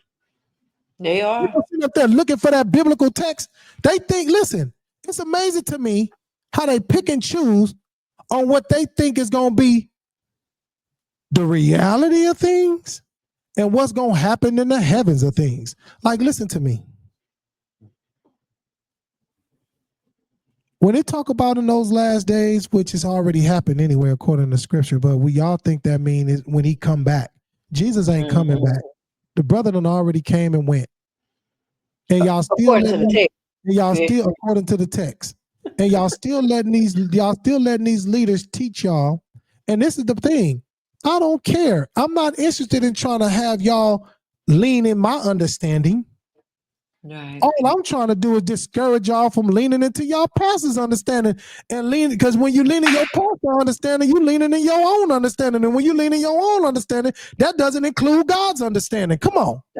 It don't. You're getting caught up thinking that because these brothers is saying they called by God, that everything flowing through them by God, but every time I turn around, they change the ball, they change the goalpost when it's convenient for them and utilize God to get something from you. I done heard niggas 5 years ago that cried out and said in front of thousands, hundreds of people, 50s of people, because y'all ain't got hundreds of people in your congregation. They may be on the books, but they ain't coming in at one time.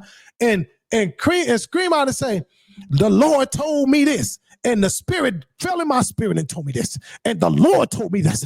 And the Spirit fell in my soul and told me to tell you that God is going to come through and going to create this situation. And y'all going to be people who have the ability to withstand everything that God is. God is raising people up to come through and do the works of God. And it's going to require for nobody to do this and this." And then turn back around 5 years later and say some other shit that totally contradicts that. Stop playing.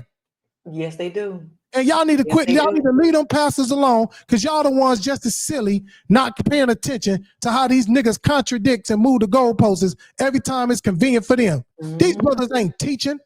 These brothers ain't doing nothing but just saying stuff where it can fit.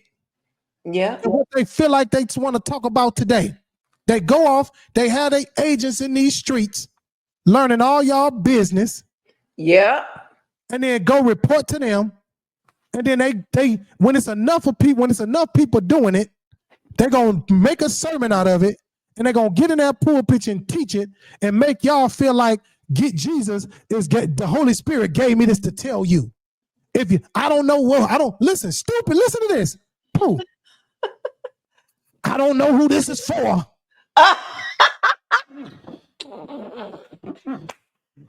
What they do? I don't know who this is for. Nigga, you know who that's for. Because one of your members, one of the sisters just told your first wife, your first lady, who that's for. Yep. Yep. Quit playing with me. Yep. Yeah, I was pillow talking, and that's how you found out. And that's why I'm telling you, quit thinking you slick. Quit thinking that you're hiding. Because there's no hiding no more. There's no hiding place. You've never been hiding. You just been duped in your mind to think that you are. You done had a fantasy to believe you can still you can still hide, you can still indulge in your sicknesses and hide the behavior of it. Yeah. And these preachers got people that is walking around there freely telling them all your business, and he gonna process the information, find a scripture in the Bible, read that one little liner, give you a whole 45-minute sermon off one liner. I don't understand how they get that shit off. And then turn around and say, I'm about to say something right now, and I don't know who this is for. But the Lord is telling me that you have to get it together, family. You got to let that man's wives go. And you got to let that married woman husband go home at night. You got to quit meeting them at the baseball park. And you got to quit driving and meeting them in Natchitoches hotels and all this old shit. Quit playing. Quit playing. I'm not duped by it. And I promise you, I am successful. And I'm prosperous. And I know the reason why I'm that way, because I'm not letting nobody make me think that I'm getting my pie in the sky when I die, but they getting their pie through my tithes. Quit playing with me. Right now. God dog. And that's why Job's wife said, I want to die. Cuss Jesus, cuss God, so we can die. Because this pain is so this pain is so hurtful in my reality. And Job stood as a soldier. It said, for God I live and for God I die. Shout out to Job. Come on. For God I live and for God I die. And that's what I stand on, because I'm God on this earth. And for me I live and for me I die. Quit playing with me. And for you I live and for you I die, because you God too in this thing. Come on. And everybody that's listening to this, for you I live and for you I die, because y'all gods too. Y'all just don't have sense enough to know it yet. But it's coming around, because you can't hide no more. And in that position where you can't hide, you will be exposed. Because that's all part of what the Bible is telling you. Y'all think it's gonna be something. Y'all think it's a fantasy. Y'all think it's fairy tale. But in those last days, when them heads be cut off, and people gonna be walking around, running around with their heads cut off, and Satan is gonna be running up on you with the mark of the beast, talking about 666. Come on. You are 60 neutrons, 6 protons. Come on with me. 6 electrons. 6 electrons, melanin, carbon. Come on. And y'all letting this book dictate that you an enemy unconsciously through the white supremacy, systemic racism. Come on. People should perish, Pooh, for the lack of knowledge. For the lack of knowledge. And people, listen, watch this. They don't never say this though. The Bible said people shall perish for the lack of knowledge. That's what it say. That was spoke back then. That meant Today, you niggas are perishing. Because y'all don't have no knowledge. Y'all don't have no knowledge. Quit playing on me. Y'all niggas are perishing. That was spoke back then. Because they get confused when they say because they think they talking to the people today. Yes. And I just heard somebody say that just the other day. Say he was talking to you, and he was saying what? No, he wasn't talking to you. He was talking to them at that time. It ain't nothing about that Bible that speaks to us, other than when Jesus said one thing: don't weep for me. But weep for your children and your children. Now that involves me. Let me ask you something, Moo, because that's an interesting point. You say we are the ones that's perishing. We are the ones that's perishing. But yeah, well, we in there too, cause listen, Pooh, we too. That's why I don't get on here and go talk to people because I like it. I get in here and talk because listen, Pooh, listen to me. I can rip my shirt out like them Hebrews used to do when they said Jesus is a blasphemer and he ripped his beard off. They rip their beards when they angry. And nigga, they rip their clothes open and show that they vexed. And I'm vexed because we can't be free, Pooh, until all souls are free. So even though our peoples are tripping, we will not, no matter how. Come on, listen, but they don't believe that because what they believe in the Bible is it's gonna be 2 in the vineyard. I'm gonna go. Neepu, you gonna stay. There's gonna be 2 in bed. Christians gonna go. They gonna rapture. It's gonna be 3 riding in the car, bumping screw, and Christians gonna go. Jehovah's Witnesses are gonna stay. They're gonna be 2 in the churches praising God. Christians gonna go. Buddha gonna stay. That's the shit they on. Not realizing that no souls is free. No souls is free till all souls are free. Can't nobody go until everybody's free. Is that everybody gotta be free? Y'all thinking about these bodies. Y'all think that when you die, your body just gonna be flying in the sky. Quit playing with me. We not these bodies. We energy. We was like entity before we became these physical bodies. And everything about self-expression is contingent upon frequency and rhythm. They know that. They know that. And y'all think, you know what I'm saying? God is unchanging. God is he's changing. He's always changing. You think what God is today, what God was then, he'll be that today? We got so much issues going on with technology and all this. Listen, y'all better quit playing because I'm gonna tell you this much. It was already proven that white supremacy is supreme over everything, including your religion. Yeah. That's a fact. Because the minute that COVID hit and y'all thought y'all gonna sit up and lie to the congregation and say, the Lord told me that we not gonna be steadfast. We need to be steadfast and non-removable. We're not removing. Nobody's gonna remove us because God is in control. We putting our cares on the Lord, and we doing all this, and y'all coming up with all this motivational jibber jabber, and then turn around as soon as that man said, "You think it's a game? Open this church up again." While we already told you that nigga, we practicing social dissonance, and watch we shut your whole thing down and we disrupt your 501c3 tax exemption status. And nigga, wasn't no church. They was trying to do it in their cars at one time.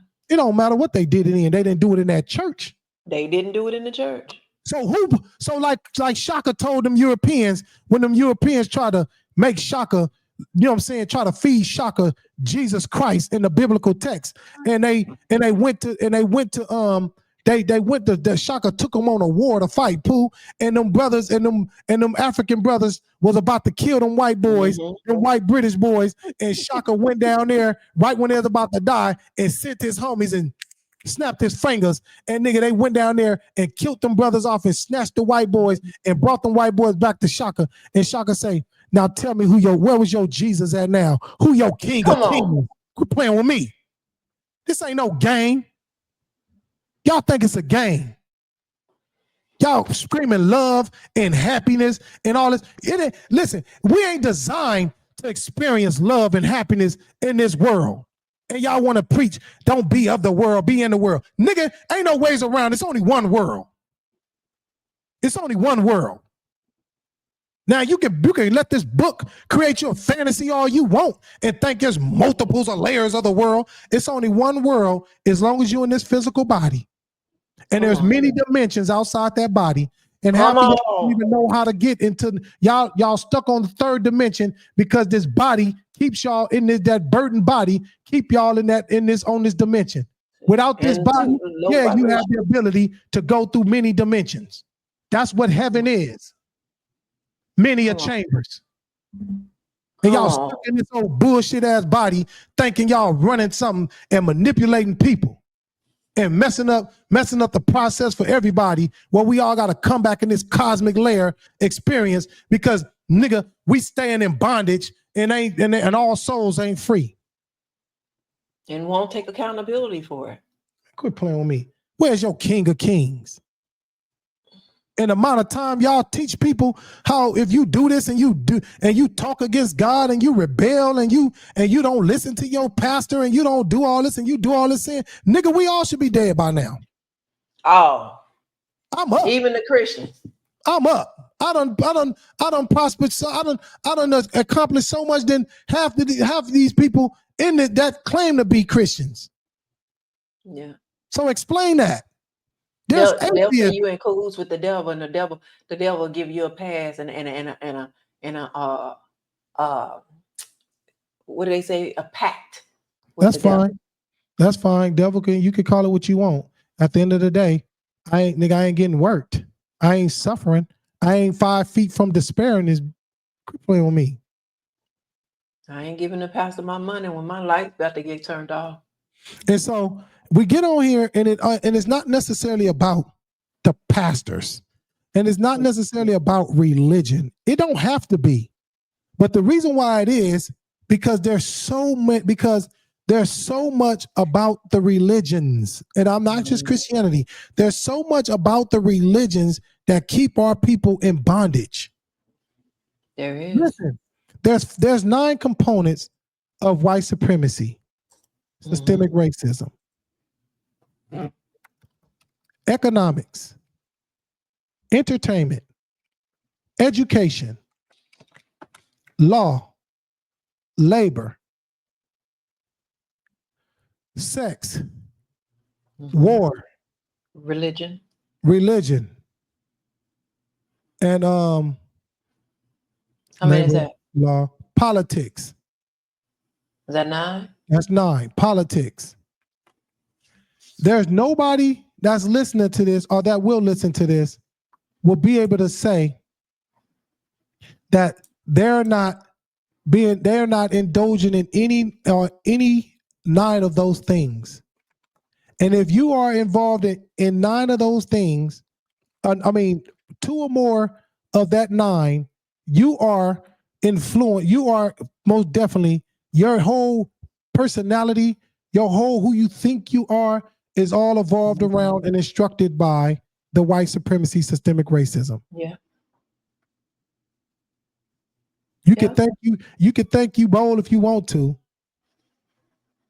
The only thing that the Christian, that the church and the religions got going for them is when you die, nobody's gonna know that it was all a lie but you. And therefore, that's where you're gonna avoid embarrassment. That's the only thing you got going for you, is that you have the ability to avoid avoid embarrassment. Because nobody don't know where nobody goes when they die until they die, and you and whoever died don't have no means of coming back and reporting it. No, they have the ones that say they had a near-death experience. So I don't know, maybe we digress, but like I said, you know what I'm saying? Everybody else that get an opportunity to preach and talk and deliver a message, they get to go on a tangent. I get, you know what I'm saying? I'm entitled to a digression moment too, and let the spirit lead and guide me where it want to guide me. But I know for a fact in my rant, it was beefy and it was powerful. And if you gain understanding to what I was saying, I bet you that things will change in your life. I bet you if you get an understanding to how we could, I bet you the kind of money for anybody that is dating right now, or somebody who's already who's already married. All you have to do, if you can remember the time when you linked up with your partner, or anybody in your life. Yeah. And I just like to use relationships for you know what I'm saying, for an example, because relationships is the next worst or best thing when it pertains to when it pertains to relationships than the caretakers. When you become an adult, it's not your relationship with your kids, it's not your relationship with your parents, it's not your relationships with your siblings. The most powerful, the most influenced relationship on the planet when it pertains to, the most influenced relationship in the planet is spouse relationships. Yeah. And so why I'm saying this is because it goes back to the fantasy. If you've been through something in your past, fam, and I'm gonna let you get up out of here unless Pooh want to expand some more. If you've been through something traumatic, if you didn't have stability in your parental dynamic with your parents, when they didn't teach you certain things that you needed to develop certain things that give you a better opportunity to have healthy relationships, things like attachment styles, where you have avoidance attachment, secure attachments, anxious attachment. Avoidance attachment is when you recognize somebody like you or somebody you like somebody, and the minute that you start recognizing that there's some feelings that is developing through that exchange, you begin to sabotage the relationship. Yeah. Anxious attachment is when you recognize opportunity for like or potentials of closeness or connection, and then when you welcome it in, but the whole time that you have it in your possession, you're destroying it because you're so anxious about the possibility of losing it. Mm-hmm. And then you have secure attachment, which is you welcome it. When it goes, you don't have no anxiety because you know that it's going to come back to you. And when you lose, when you lose that for good, you don't have much anxiety because you know that relationships come and go. You have a clear understanding and a healthy connection to relationships and connection.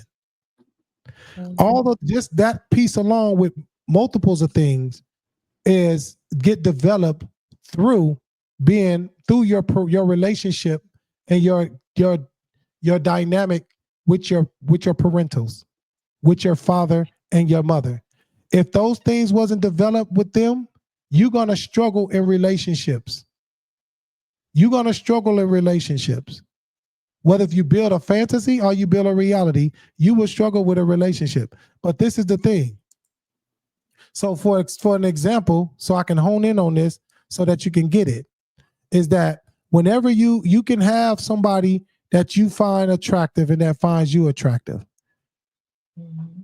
The only reason why you physically find that person attractive because that's your preference. But then what happens is once you go into the physical attraction, you then once they pass the image or the aesthetic, now you give them the next stage, the next interview, which is how well do this person fit the script? What is the script? The script is the imagination person that you created in your mind when you started creating the fantasy that you go to, or the safe haven that you built, because being in a reality is so hurtful and so traumatizing and and so scary to be in. Not all of your reality, but just certain parts. And that part is we dealing with relationships with male, with heterosexual or gay. It doesn't matter. But you build this fantasy because it's like, man, it is so horrifying and scary to be in a reality and try to date. Because in reality, all things are felt. good or bad. In fantasy, no. But because I don't understand how to work, how to live and function in reality where all things are felt, I'm going to create a fantasy to do in the meantime. Now, in doing that, what typically happens is you create the script and you make sure that in this script, the man that you have, that the script that you build for your spouse, you want to make, or your potential partner, you want to make sure that that script don't have nothing in there that reminds you of your reality, that you know what I'm saying, from the things that hurt you in your reality. You're going to subconsciously make sure of that.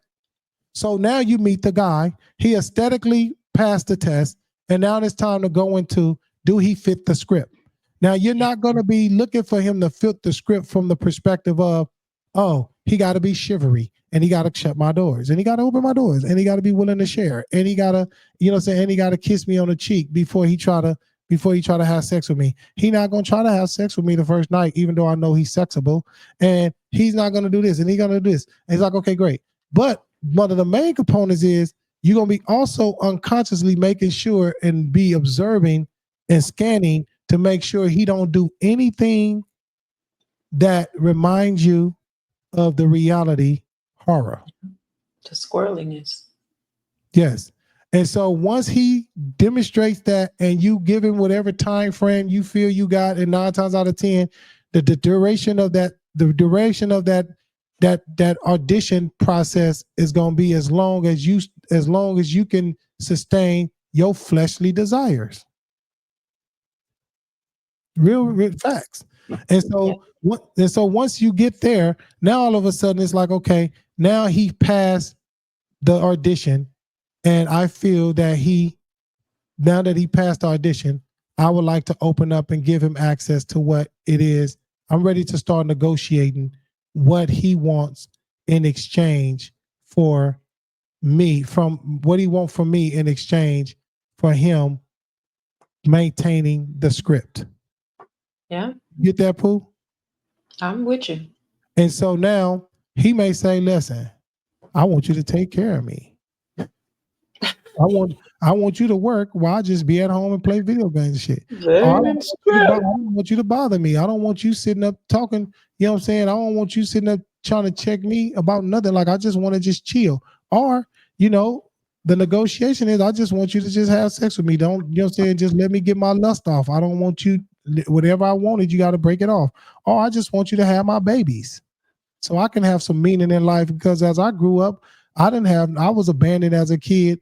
And so I want to be able to have kids so I can give my kids, I can live out my kids. I can live through my kids what I didn't have as a man growing up with no father or no mother. And she like, okay, cool, we can do this. Now all of a sudden, y'all living this. You done gave him your body. He's smashing now. He gets comfortable. You know what I mean? He now all of a sudden, you're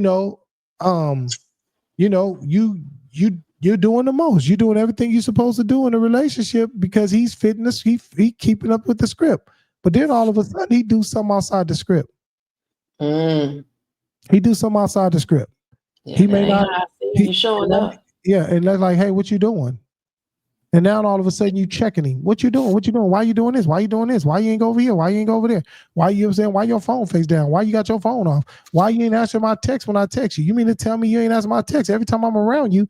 You know what I'm saying? You glued to your phone. You ain't on your phone now. You know what I'm saying? Why you ain't go over here? I thought you was going home. Why you ain't text me before when you made it home? You just left from here and I told you to text me to make sure you get it home. Why you not, you know what I'm saying? Why are you going against all of my low jacks?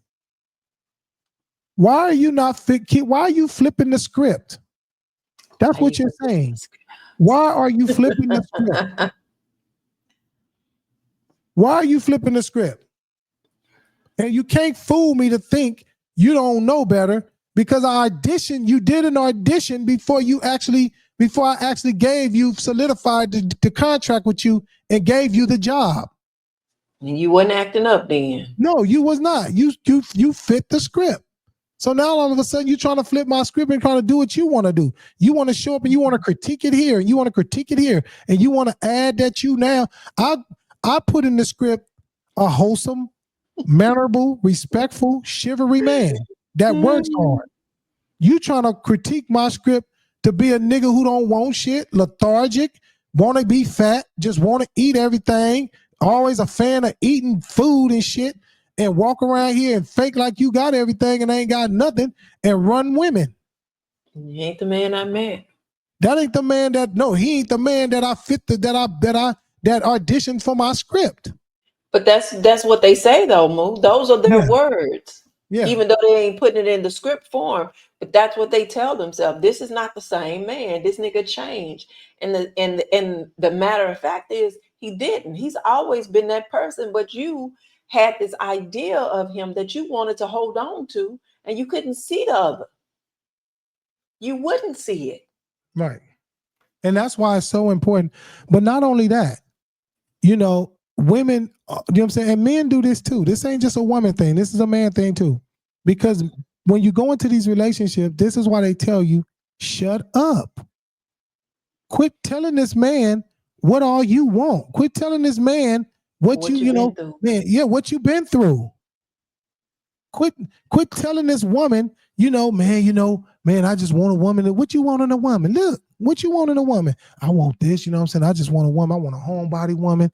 I want a woman who don't nag me. Oh, nigga, that's the fantasy. That's the fantasy.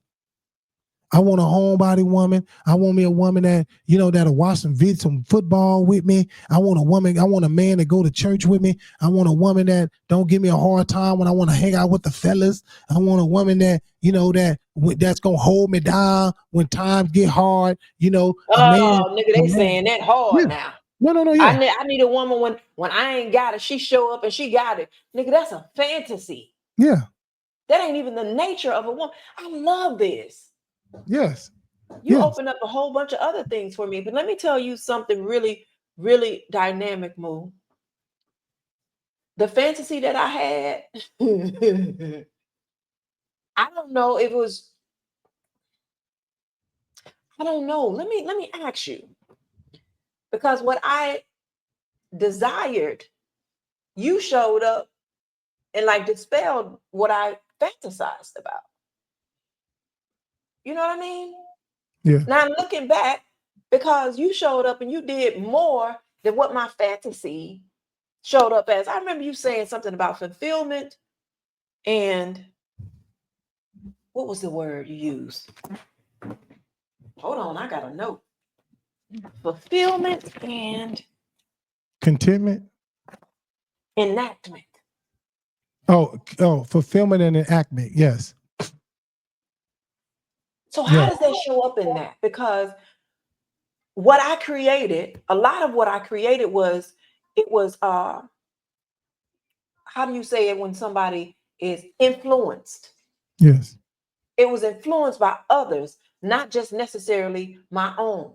So the fantasy that I had as a child is so close to what you are. So how can I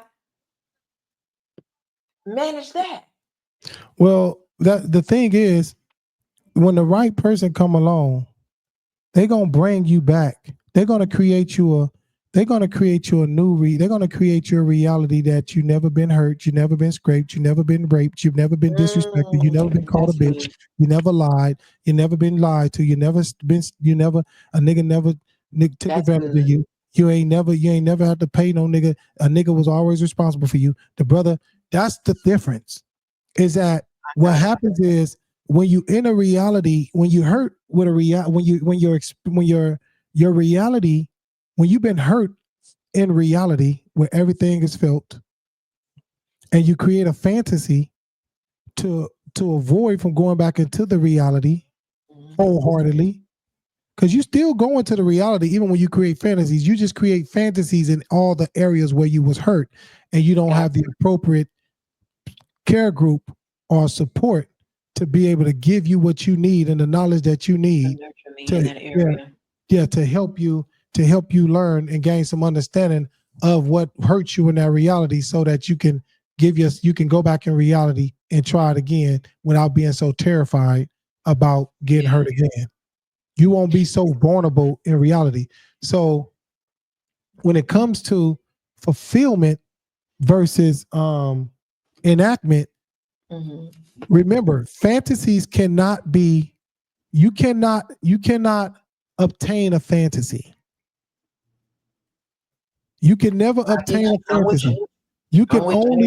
A person can only come into your life and enact a fantasy. And what I mean by enact, meaning that they can come in and they can act out all of what you want in the fantasy, the script.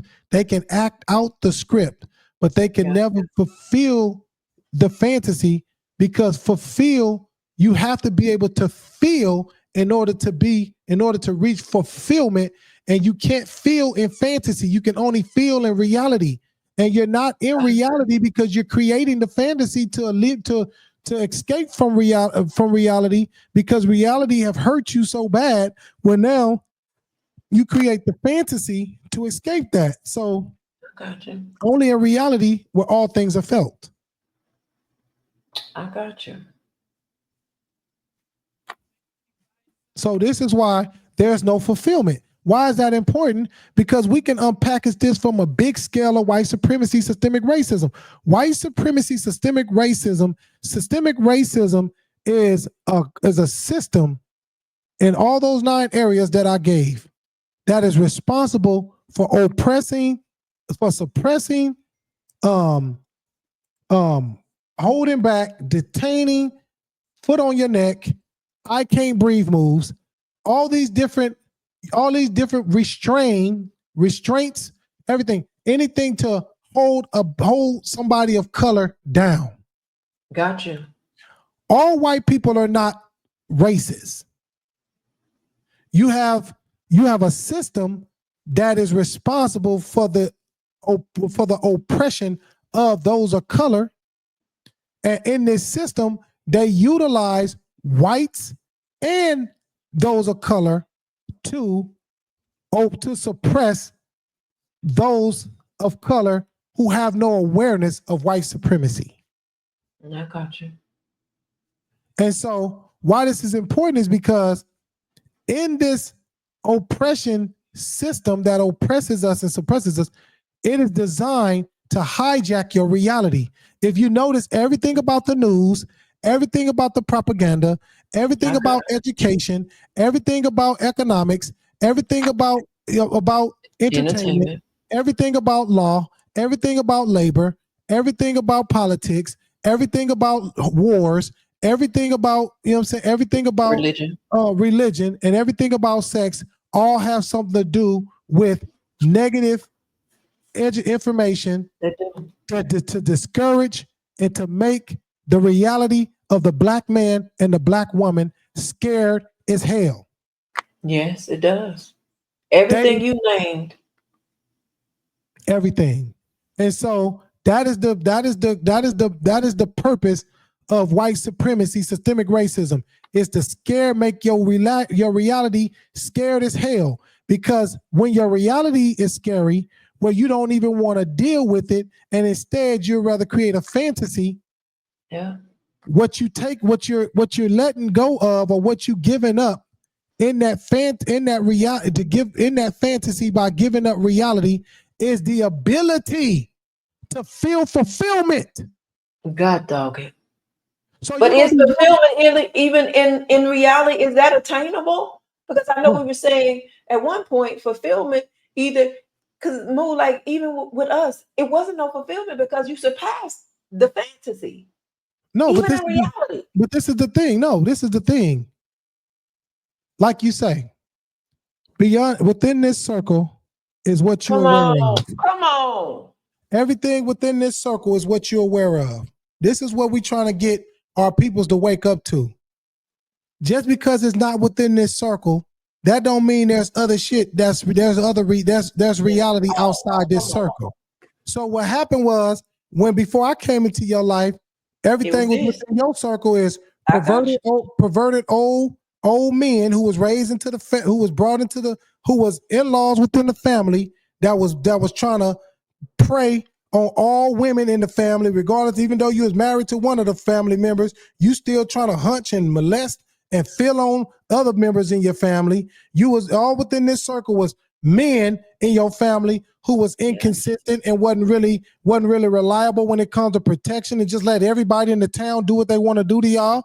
In this circle was still, oh, men ain't right because I have a daddy who's inconsistent in my life and be right down the street from me, and I barely see him. I've been living around him for over 20 years, and I ain't have over 24 hours worth of conversation with this man.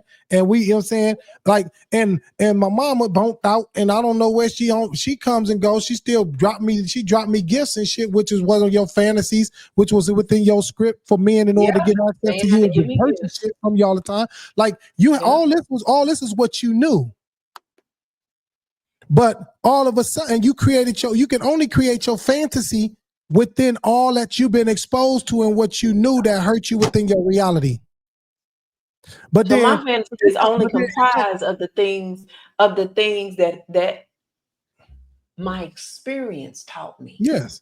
But then all of a sudden, here comes Simatawi pull up, With the Kamu new Almighty. Here go Kamu Almighty come in with an experience that's way outside of all this that you already experienced. And so now you're not afraid of the reality no more, because you only knew a portion of a reality that was full of threat, but didn't know that there were more acres of reality that you ain't never been touched, you ain't never been raped, you ain't never been scandalous, you ain't never been called a bitch, you ain't never been called no out, you ain't never been cheated on, you ain't never been stepped on, your heart ain't never been fractured, you ain't never been abandoned by no daddies, you ain't never had no inconsistent relationship with your mama, you ain't never been ashamed, you ain't never been embarrassed. Come on, quit playing with me. And that's when Simatawi came through and said, Nipu, forget all that. You worried about this one piece of acre where you've been getting abused and getting beat up. Look at all this acres of abundance and all this acres of love and all this acres of place, all this acres of fucking abundance, and all this acres of motherfucking knowledge and acres of awareness and acres of intelligence and acres of knowledge of self, and it just keeps going and going. It's infinite. Of ancestors, and acres of kinetic information, and acres of quantum, and acres of metaphysics, and acres of, man, quit playing with me. Quit playing with me. Yeah, much. Acres of real sex and orgasms. That's the sexiest shit. And the orgasms of the orgasmics and shit. Quit playing. There's acres of this shit. My therapist tell me all the time, man, hey, Kamu, there's more. And I'll be in that motherfucker, man, listen, though, man, I'm just saying, though, Dr. Ron, this is crazy, and then why this got to be like this, and then, and then every time I turn around, I'm just so tired of people, and this is what they be doing, and like, man, listen, how long this been going on? Man, I got receipts on this for years and years and years. Oh, okay, well, there's more. But wait a minute, though, don't I have to fix this in order to get access to the more? No. Just expand on that. Just redirect. Just abandon like it abandoned you. Quit playing with me. Abandon the bullshit like it abandoned you. That's all you gotta do. There's more. Be open to possibility. Be open to there's more, please. There's more. Come on, Simatawi. He called me Almighty the last time we went. Mo, listen. But that's what Job experienced. Yeah. Because after it was all over, there was more. Even though he lost what he had. Man, you showed out tonight. Yeah, for sure. For sure. Let me tell you, this is the year of conceited. You have to be conceited. Like you can't be hiding behind the fooga booger. Like we have to pop out and we have to do what's right, fam. Y'all want to stay on this goddamn milk. That's crazy. Like I'm not even a meat eater, but I ain't fucking with no milk. I'm on something higher than milk, on meat. And that's fruits. Come on, man, I'm a fruitarian. Quit playing with me. I don't got time to be eating all this lethargic food. Listen, the reason why we get treated the way that we do, not because of what I do, not because of what you do, not because what Ty does, but what we do. We the only group that thinks that as long as we don't say nothing or do nothing, then we gonna get treated different. That's a lie, nigga. Listen, silence is betrayal. Come on. Silence is betrayal. Move. And you And and we when have it all the boils down, economic power to do it too. listen, Listen, $1.8 trillion.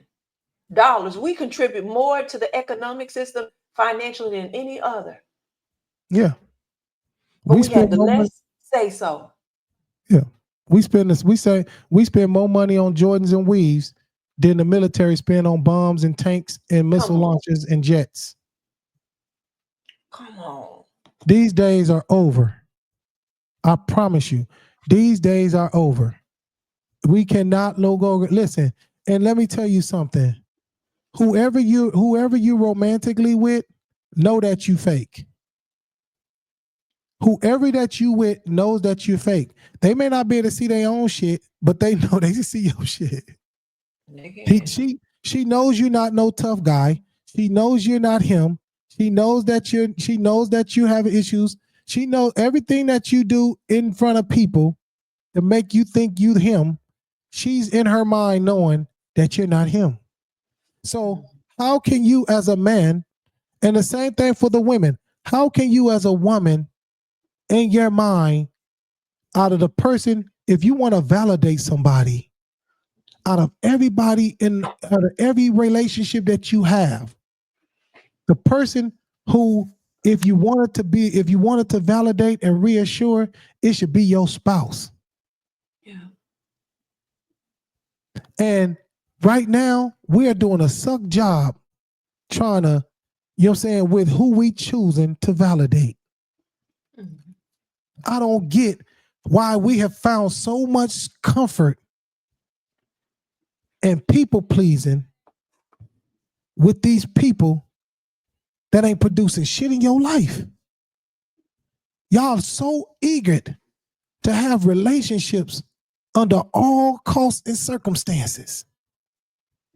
Mm-hmm. Y'all are okay with just being a homeowner and having some damn kids and having a woman in the house and nobody have nothing else going on. You think you're doing your job. Your wife don't feel safe with you. Just ask them. Listen, y'all don't listen. Just ask them. Man, brothers, go home and ask your woman and make her be honest to you. You can't just ask her because she's gonna try to spare your feelings, fam. Yes. I was gonna say that. Just make her be honest and say, baby, listen, I'm in the process of trying to get myself together. I've been thinking about some things. You ain't even gotta say you got it from here because y'all that's too much like right. But just say, listen, baby, I'm thinking about getting myself together. You know, I want to start eating different. Look, fuck it. Just tell her the Holy Ghost told you this. Y'all gonna listen to this anyway and dissect it and try to anyway and pull out what y'all can fathom and try to bring it in your teaching and say the Holy Ghost done told you. So I'm speaking your language, nigga. So just say, go to your woman and say, baby, you know, I've been really having some things on my mind regarding my disposition and my negligence and things that I've been struggling with. I know I haven't told you, you know, but I just want to take this moment to confess and tell you I know that I have not been doing my best. I'm not quite sure where that is, but I would really like for you to help me. Where do you think I can do better at? If you can change something about me today, what would that be? And why she say? She gonna try to curve you at first because she got a peep game and be like, no, seriously, baby, seriously. Like, I really need your help. I really need your assistance. And one thing that moves women is emotions. Yeah. And be like, really keep it a buck with me. And why she say, well, I really don't like that you drink. You're like, damn, really? I didn't know that. Like, yeah, I really didn't like that you drink. Okay, cool. I get that. That's obvious. You know, you don't even like that you drink so goddamn much, but you just addicted. So that's obvious. But when she started getting into shit like, sexually, I'm not happy. Oh, she ain't gonna say that, Mo. No, I know she not. But listen, she will. If she was my fool. We could try such and such. No, that's how it's gonna go. Or listen, Okay. she could say, you know, no, it depends what they're going through. She may not say I'm not pleased sexually, but she's like, I would like, I would like to have, have more sex. Or she may wait for you to say it. Like, babe, well, let me ask you this. Like, what about our sex life? Like, what if I got these herbs and I got this. Or just tell her everything you're gonna do. And see how excited she is. When she supports you beyond excited about it, nigga, you're gonna know how much she really disappointed you. That makes sense. Yeah. Because I be again, when you tell me, Pooh, I got such and such, I be all here. I don't think you need that. Yeah. That's what I get. No, nigga, you playing like I don't think you want to do that. Mookie, you don't need all of that. You don't need all of that. You don't need all that. But that's all you got to do. All you got to do, listen, start working out. And watch how she start. Watch how she start having water in your refrigerator more.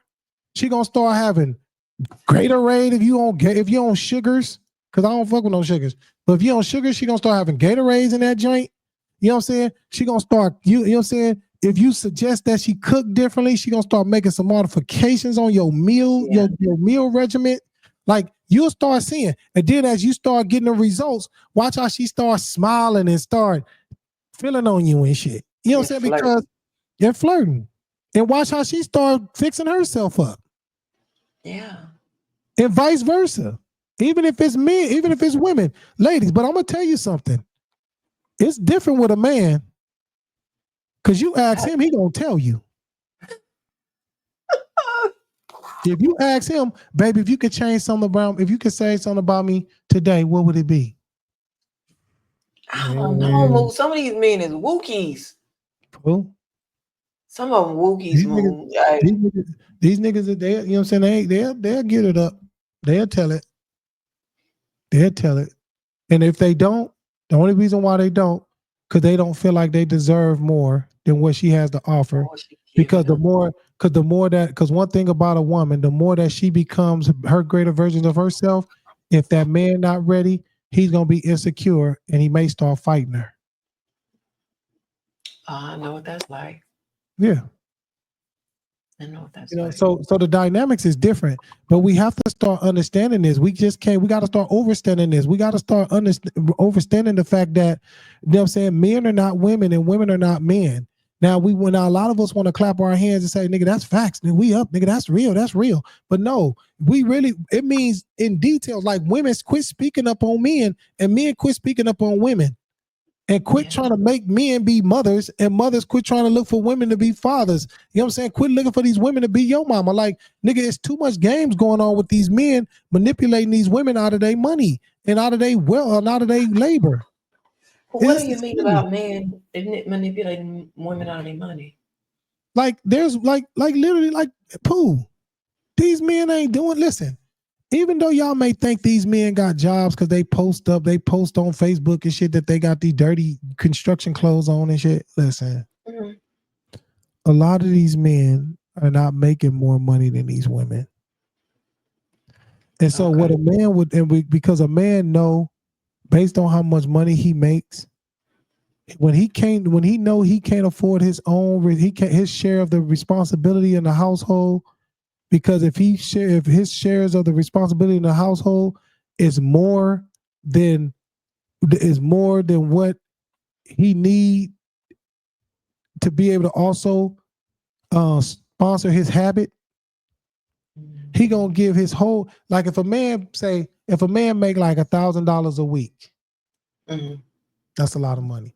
If a man make $500 a week. And off this $500 a week, his share of the bills a month, he have to pay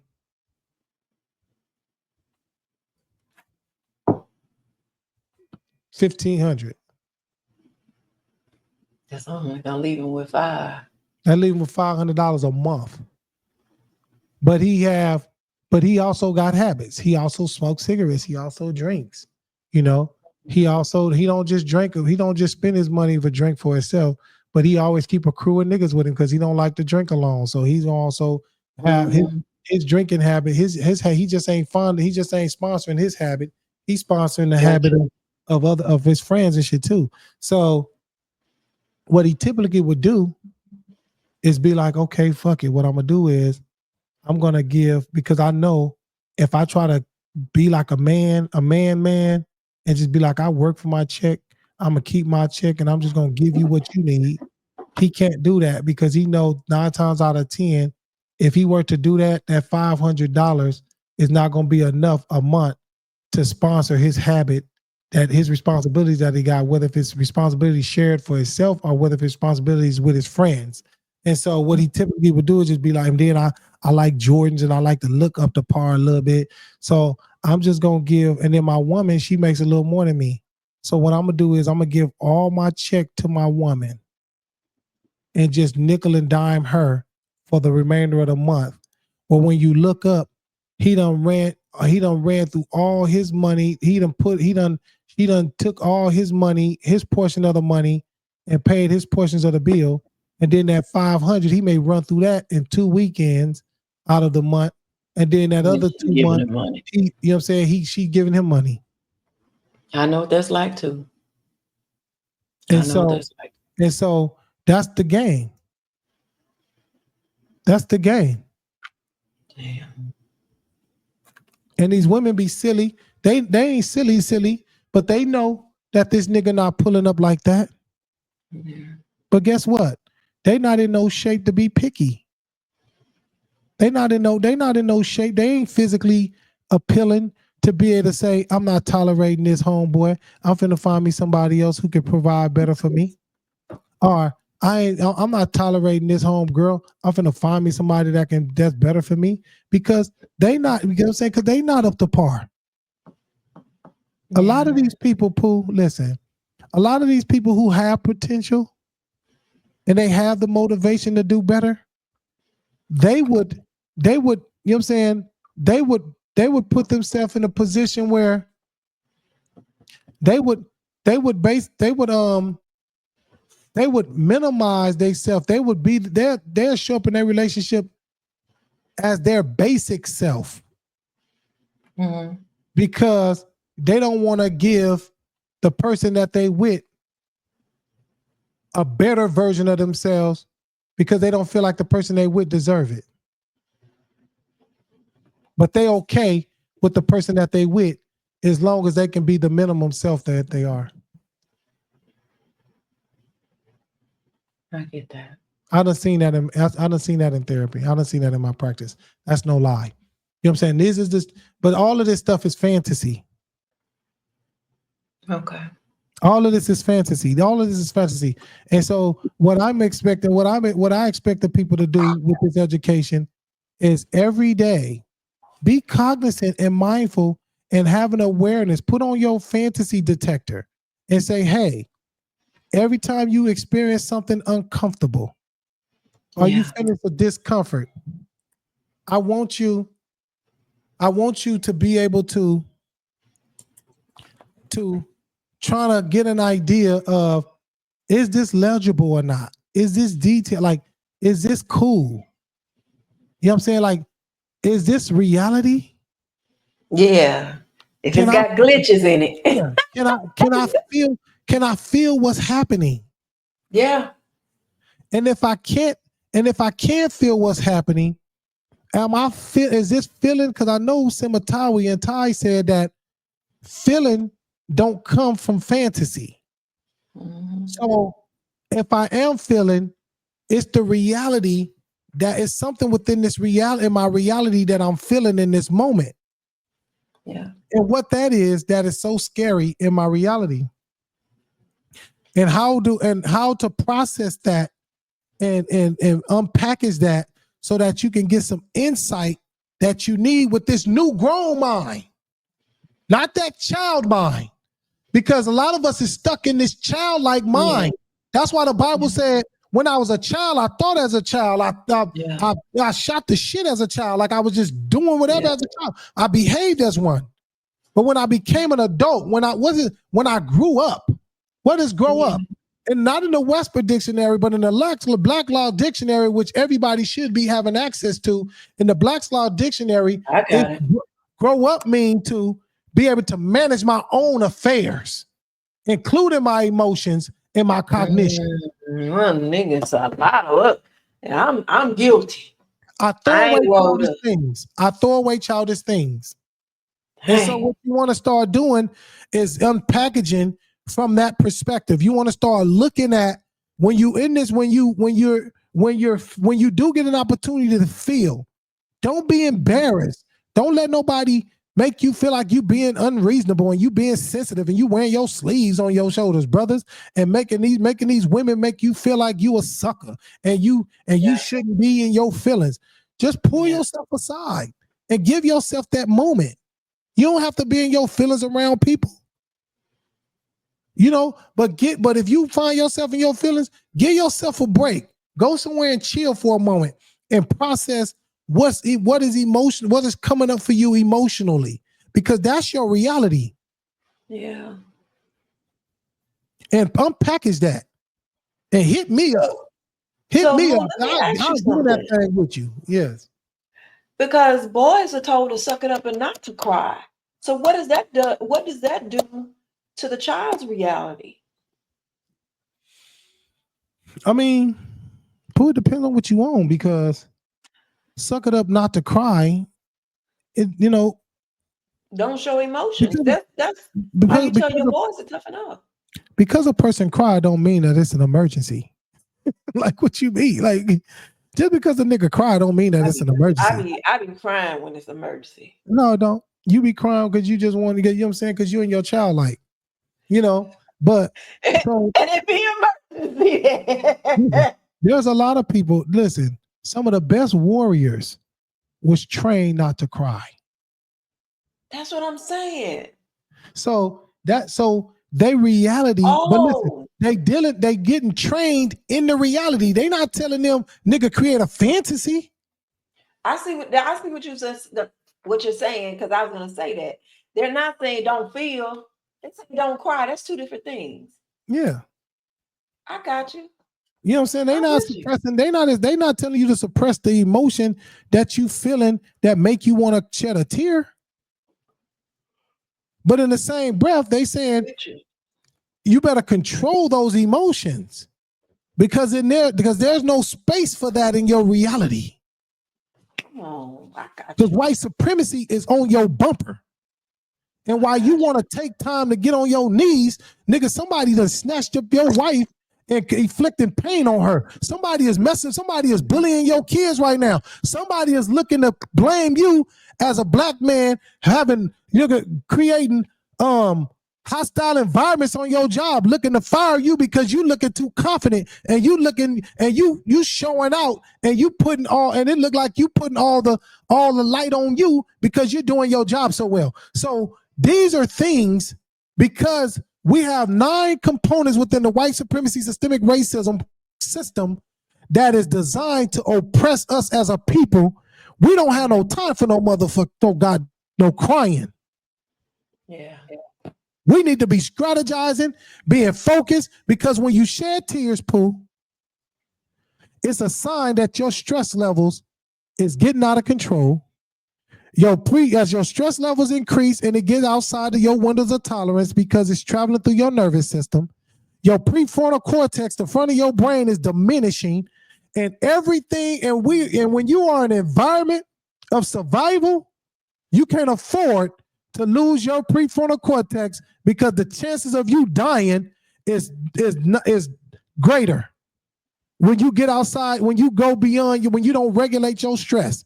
So what he's saying is, not only do you need to stop that crying in reality, I'm checking you in your reality. Stop that crying in the reality. And then on top of that, it's like they give you instructions afterwards. Whenever I was checked about crying, when I was growing up, it wasn't no stop that crying and then go in the house, or stop that crying and then go sit down. When I was in the midst of some tears, because I'm like, nigga, this nigga messing with me, and my cousins is saying, nigga, what you crying for? Stop that crying in your reality and deal with your reality. And right now, what got you upset is that this nigga messing with you. Go handle your business. Go do something. Deal with your reality. Stop your crying. Deal with the threat within your reality. Do you think that is a bigger contributor to dealing with reality when you're in the city versus in the South? Yeah, because in the South, that you don't. It's easy like Sunday. Listen, that's why people in the South, that's why they stay a lot more pleasant and peaceful as long as you ain't messing with their religion. Ooh. As long as you don't mess with their religion, they passive, they not gonna get much off. You know what I'm saying? They respectful, even when they don't like you. Hey, yes, ma'am, no, sir. Mama, Yeah. we was there, we know what it's like. You know what I'm saying? As long as you don't mess with their religion, you can get it, you know what I'm saying? Everything else that'll hurt you because they head bad and they drinking and they smoking, and that's what's making them just do other things. But don't too many people catch that heat like that. You know what I'm saying? Because there's so many ways of being able to create a fantasy, because there's not enough threat that keep you busy outside the fantasy. That's why religion is so big in the Bible. Ain't no homeless in Louisiana. Where are homeless at? I've never seen any. Where homeless I'm at? talking from my own experience. I've never seen nobody homeless in Coshada. I ain't never seen nobody homeless in Shreveport. Yeah, but in LA, homeless is everywhere because it's hard out here. Mm-hmm. So this is why we have to be focused. We can't allow ourselves. We talk a lot about, you know, the peer pressure and the advertisement on Instagram and Facebook and all that on women, on fine women being fine, and brothers got all this chest and got all these arms and they got these flawless bodies, and everybody demonstrating all this traveling and all of this stuff, and we just get so caught up in that. But you better recognize where these people are from, who enjoying all these privileges. You don't know what they doing in order to enjoy these privileges that they flossing on the book with and on the Instagram. It's just like with me. When people see me traveling, they don't know what I have to. They don't know what I have to go through, or how I pursue, how I make means to be able to go and enjoy whatever it is that they see me do. Right. You know, and so that's all that plays a major role with the geographic location that a person reside in. And so it goes back to the point when it come down to resilience what? You know what I'm saying? When it come down between South and any other place, the southern hospitality is beautiful. You know, some of the best women, the most balanced women for men is in the South, especially when it comes to city men. That's why a lot of city brothers go to the South when they want black women, because most city women is gonna be they're gonna be a lot more conservative in comparison to other cities. But they're not gonna be as tough, and they're not gonna be as grimy, and like they're not gonna be as stern, and they're not gonna have no boundaries either. Southern women don't have boundaries. Yeah, that's facts. I don't care who. I don't care who get on here and want to talk about it. They don't got no goddamn boundaries. Not in comparison to other women in the country. And that's because in other places, man, it's grind out there. And I ain't disrespecting nobody who's grinding. I'm not saying that they not grinding, but in comparison to how you know what I'm saying, to living in other places in here, you know what I'm saying, versus in the South, everything is a lot more affordable in the South than anywhere on the map. Yeah. And so you're not going to be stressing, and your stress is not bigger in other places. You know what I'm saying? You're not going to have that anxiety as much as you would if you lose your job. Yep. You know, you're not going to have all of right down the street. Mm-hmm. Huh? They got family right down the street. Yeah. Mm-hmm. So check your fantasies, fam. Check your fantasies. Make sure that you're on the fantasy. If you're having issues trying to discover what your fantasies are, holler at me. I got you. Holla at me. We can get in there. We can unpack the thing. I can't treat you as a client if it's about therapy because I'm not licensed in the state of Louisiana yet. So I cannot treat you as a client. I'm a lot more professional when I'm in my clients, and it's when it's a lot more personal and it's a lot more intimate.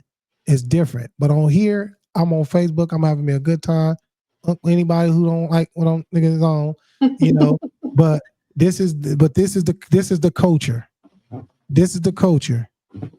I know for a fact can't nobody say I have screamed and showed as much aggression as these ministers do.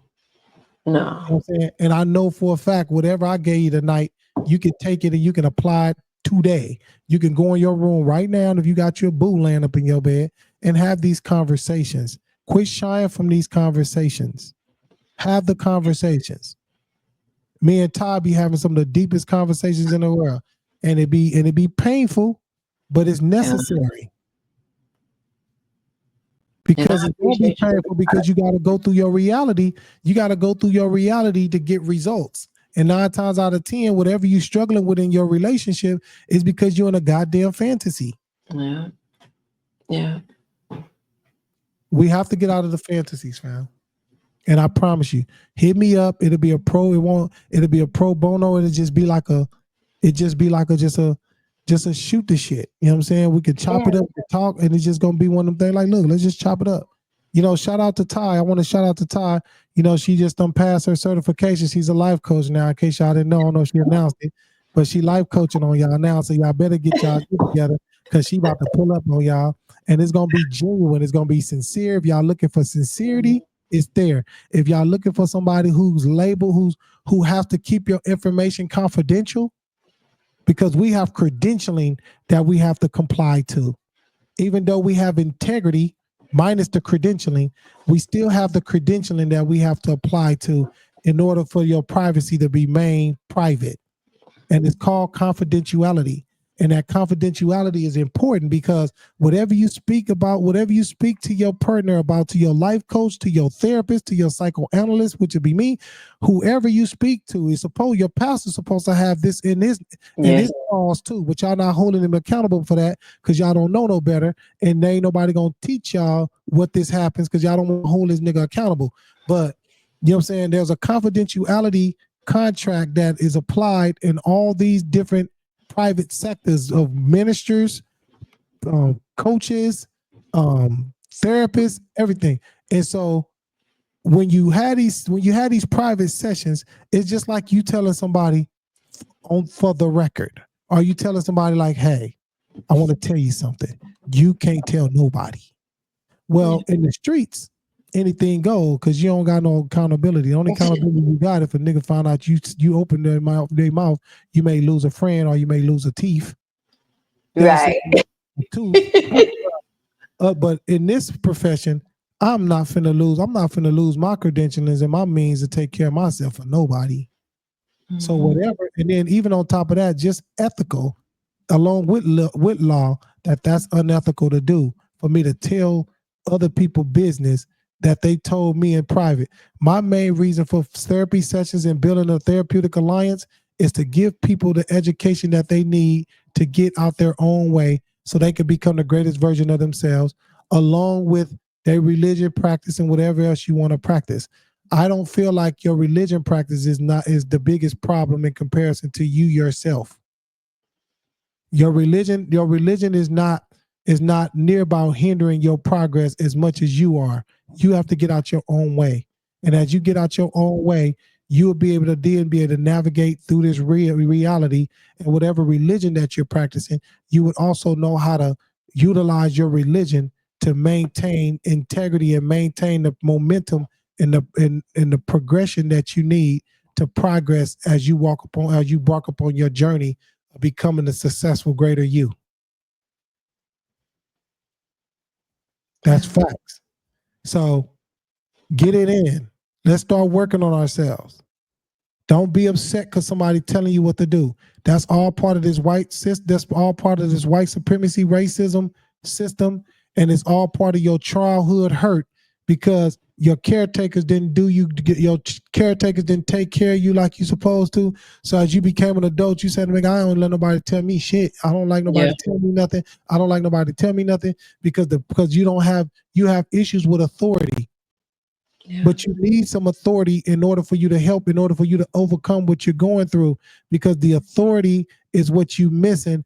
And that's why you squirrely. And this is why this is why you fall for anything, because you don't stand for nothing, because you have to, in order for you to heal, you have to get back in agreement with authority. So as you get in agreement with authority on how to receive authority, you'll do a better job at setting boundaries, which will reflect how well you give authority. Yeah. This ain't got shit to do with your religion. This has everything to do with your way of life, and with your way of life piece and your therapy with your religion, you could be unstoppable. But you got to do them both. You can't think your religion is going to provide you with everything that you need to thrive in life. Because those who've been in this practice, for those who are millennials and up, you've been in this shit for at least about 30 years, 30 plus years, and it ain't done nothing for you. And that's only because you don't have a balance in what's realistic about life and what's allegory about life. Yeah. So shout out to Ty. I'm saying to Ty, she's gonna be a successful, wonderful life coach. I think she has the looks to do it. People are gonna fall into her presence and they're gonna really enjoy her. She's been working hard and having a lot of training to make sure that she's showing up for the people in the way that she needs to, not only for them, but also for herself. Because as a clinician, as you learn and you hold space with people, you also learn how to hold space and provide yourself with that same care that you provide your clients. And she's working on that. She got that. That's going to be beautiful. She's not just built around her home to our hometown, because that's nothing. We don't come on here to just talk about our hometown. We come over here to just share news, and just so happen, because that's our hometown and that's our history, it happens to seep out at times. But for the most part, we want the whole world to know. Come on with me. We want the whole world to know that we are gods and we are good. Yeah. We are gods and we are good. Not God is good. We are gods and we are good. Well, that's what we are want gods. the whole world to know. We are gods and we are good. And we're going to continue to press forth towards the goodness. You know what I'm saying? And we're going to continue to press forth towards the prize of the highest calling.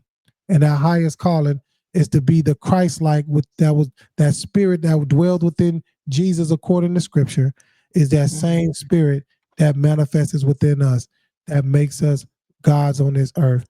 And this physical body is just a portal and a vehicle used for that spirit that is the highest calling to travel and to express itself one to another. Hotep. Thank you for sharing it, Dr. Simitali. I enjoy you every time you come in here and hold space with us. We get lost oftentimes, but I really appreciate that. Not only that, you weren't in here for me to make a proper introduction and me to thank you formally. Thank you for mentoring me, because you were the one that inspired me to do what I did. You inspired me to do that. So For sure. I really appreciate you, and I respect you, and I honor you. Hotep Pooh. All right, that's going to be it for us. We're going to get out of here. It's after 12, so it's now Monday. So I'm going to say to you guys, what you playing? I can't hear it.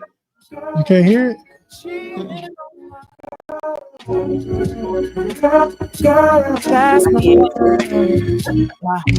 You drink more than Let me my hear a little bit of it before we get out of here. Just a little bit. She dressed warm in the summer while you don't wear any clothes. Thank you for coming in, Doc. I appreciate you for showing up. There's enough For sure. amongst them roses. Yeah, I just got lost with the time. I could have sworn you told me 7 my time, but once you gave me the understanding, I realized that there's a strong possibility that I wasn't listening. I wasn't listening. So, boy, you better stop. That's my bad. You know. You know, it takes somebody big because people don't like to apologize nowadays. Yeah, Like seriously, and that's sincere, and I accept that. yeah, I people, do. but people are hurting, you know. I get it. Like, man, people are hurting, man. Like, I get it. accountability is heavy, you know. But I think, you know, not I think, I know that once we really get somebody, we deep down inside, somebody deserve to be accused for all of what we've been going through. And unfortunately, this system got us set up and got us wired to point the finger at each other. Yes. But I believe that if we begin to speak and continue to bring awareness towards this system, white supremacy, systemic racism, and not just keep saying that, but just give them the detailed understanding of what is that system and what it consists of and how does it influence us, and based on the influence, how does it put us in position that we're in now that make us feel so ashamed and so embarrassed about ourselves, and that also put us in position where we don't want to hold, we don't like accountability, because we don't like account. It ain't that we don't like accountability, Mhm. because when I listen to people, it ain't that they don't like accountability as our black, as our people of color. It's the fact that it's like, listen, I am willing to accept my wrong in this, but what's being given to me is that what's being told to me is that I have to have an awareness of everything that I'm going through, and I have to say that I am the problem of all that. Oh, And that's that's not hard. the case. Yes, like that's not the case. Like, you're not the problem. You are a victim of white supremacy and systemic racism. Oh my God. You are a victim. And so that's the part where once we can start raising awareness where our peoples can see who's truly responsible for the large percentage of why we do the shit we do, we Mhm. can now be able to slowly, and they are able to now slowly start accepting the role that they play in their own demise. Yes. That's the goal. We cannot listen. Trying to hold the things that we try to hold these our sisters to is like nailing them to the cross, because it's like, wait a minute, like, why I gotta go? Why you want to make me be responsible for this? Like, I'm the whole problem. And why you want to make me confess first Yeah. my fault, because the culture recognized the role that the sisters playing and why we so dysfunctional in the community first. I don't want to, that's too vulnerable for me. I don't want to be in a position where, I have to confess my fault first. Yeah. Us as black women have to accept the fact that most of the quality of men today is contingent upon the single mom, and they're single mom products. I don't want to announce that first. Why we can't just manage ourselves and just kind of do the best we can to minimize what we're doing to contribute to the oppression of us as a people, but that's contingent upon the influence of white supremacy. And then as we gain some understanding about the brothers, we both can rise in this Renaissance space.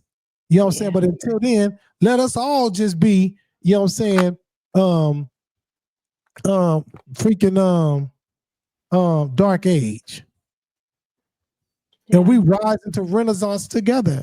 Because it's embarrassing. I don't want people to get to treating me messed up because everybody, I done confess. Yeah, I know. We as sisters, we responsible for the dismantling of the black home, the black community, Yeah. in the relationships. And yeah, it was us who should have stayed in the movement of black people and civil rights, rather than going with the white women and fighting for women rights, and it backfired on us. Yeah. And then it's like, we the ones that's accepting welfare, giving that welfare that, in order for us to get the welfare, we can't have no man in the house. And so we don't want to be scared of men because we tired of men mistreating us.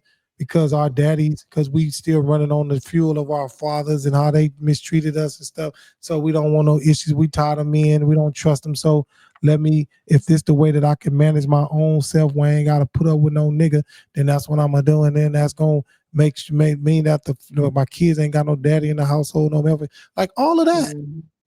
That's a whole lot for a person, for somebody to hold with, for a woman to be able to confess and hold herself accountable for. And it's like, now I know that these brothers is contributors to this shit too. Yeah. What is it that they need to confess? What is it that how they're contributing to the problem?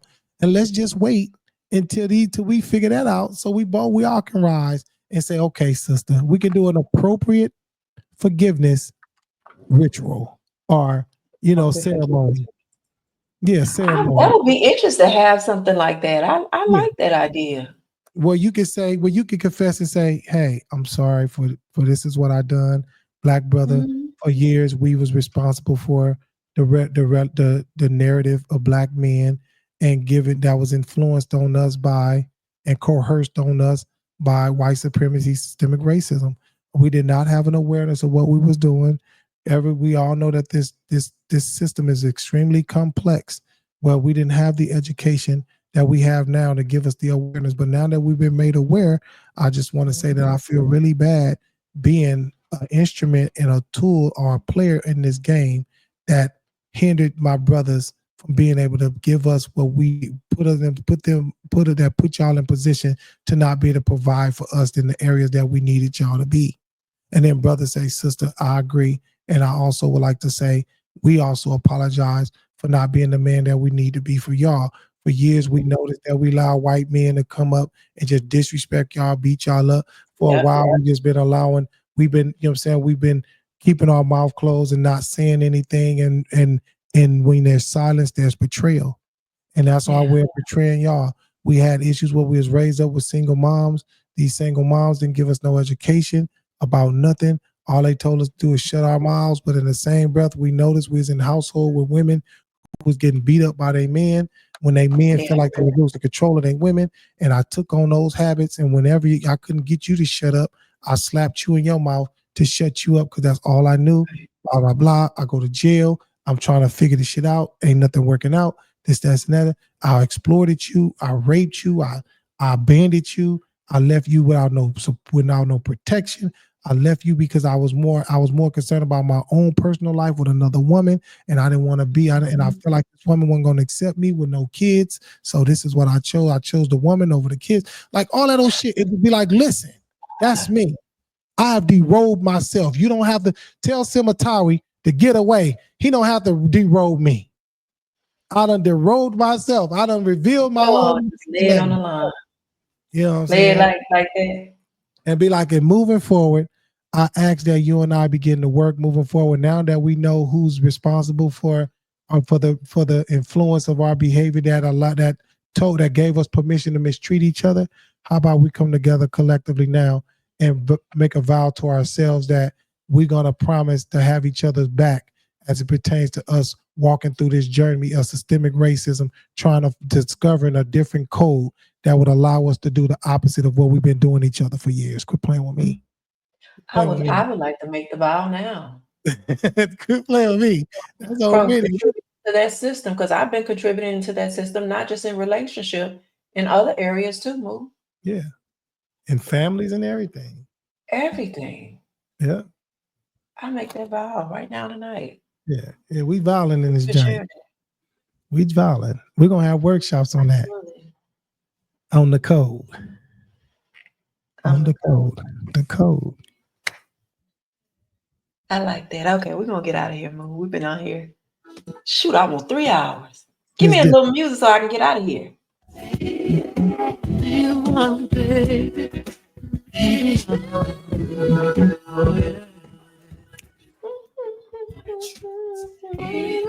All right, we're gonna get out of here, family.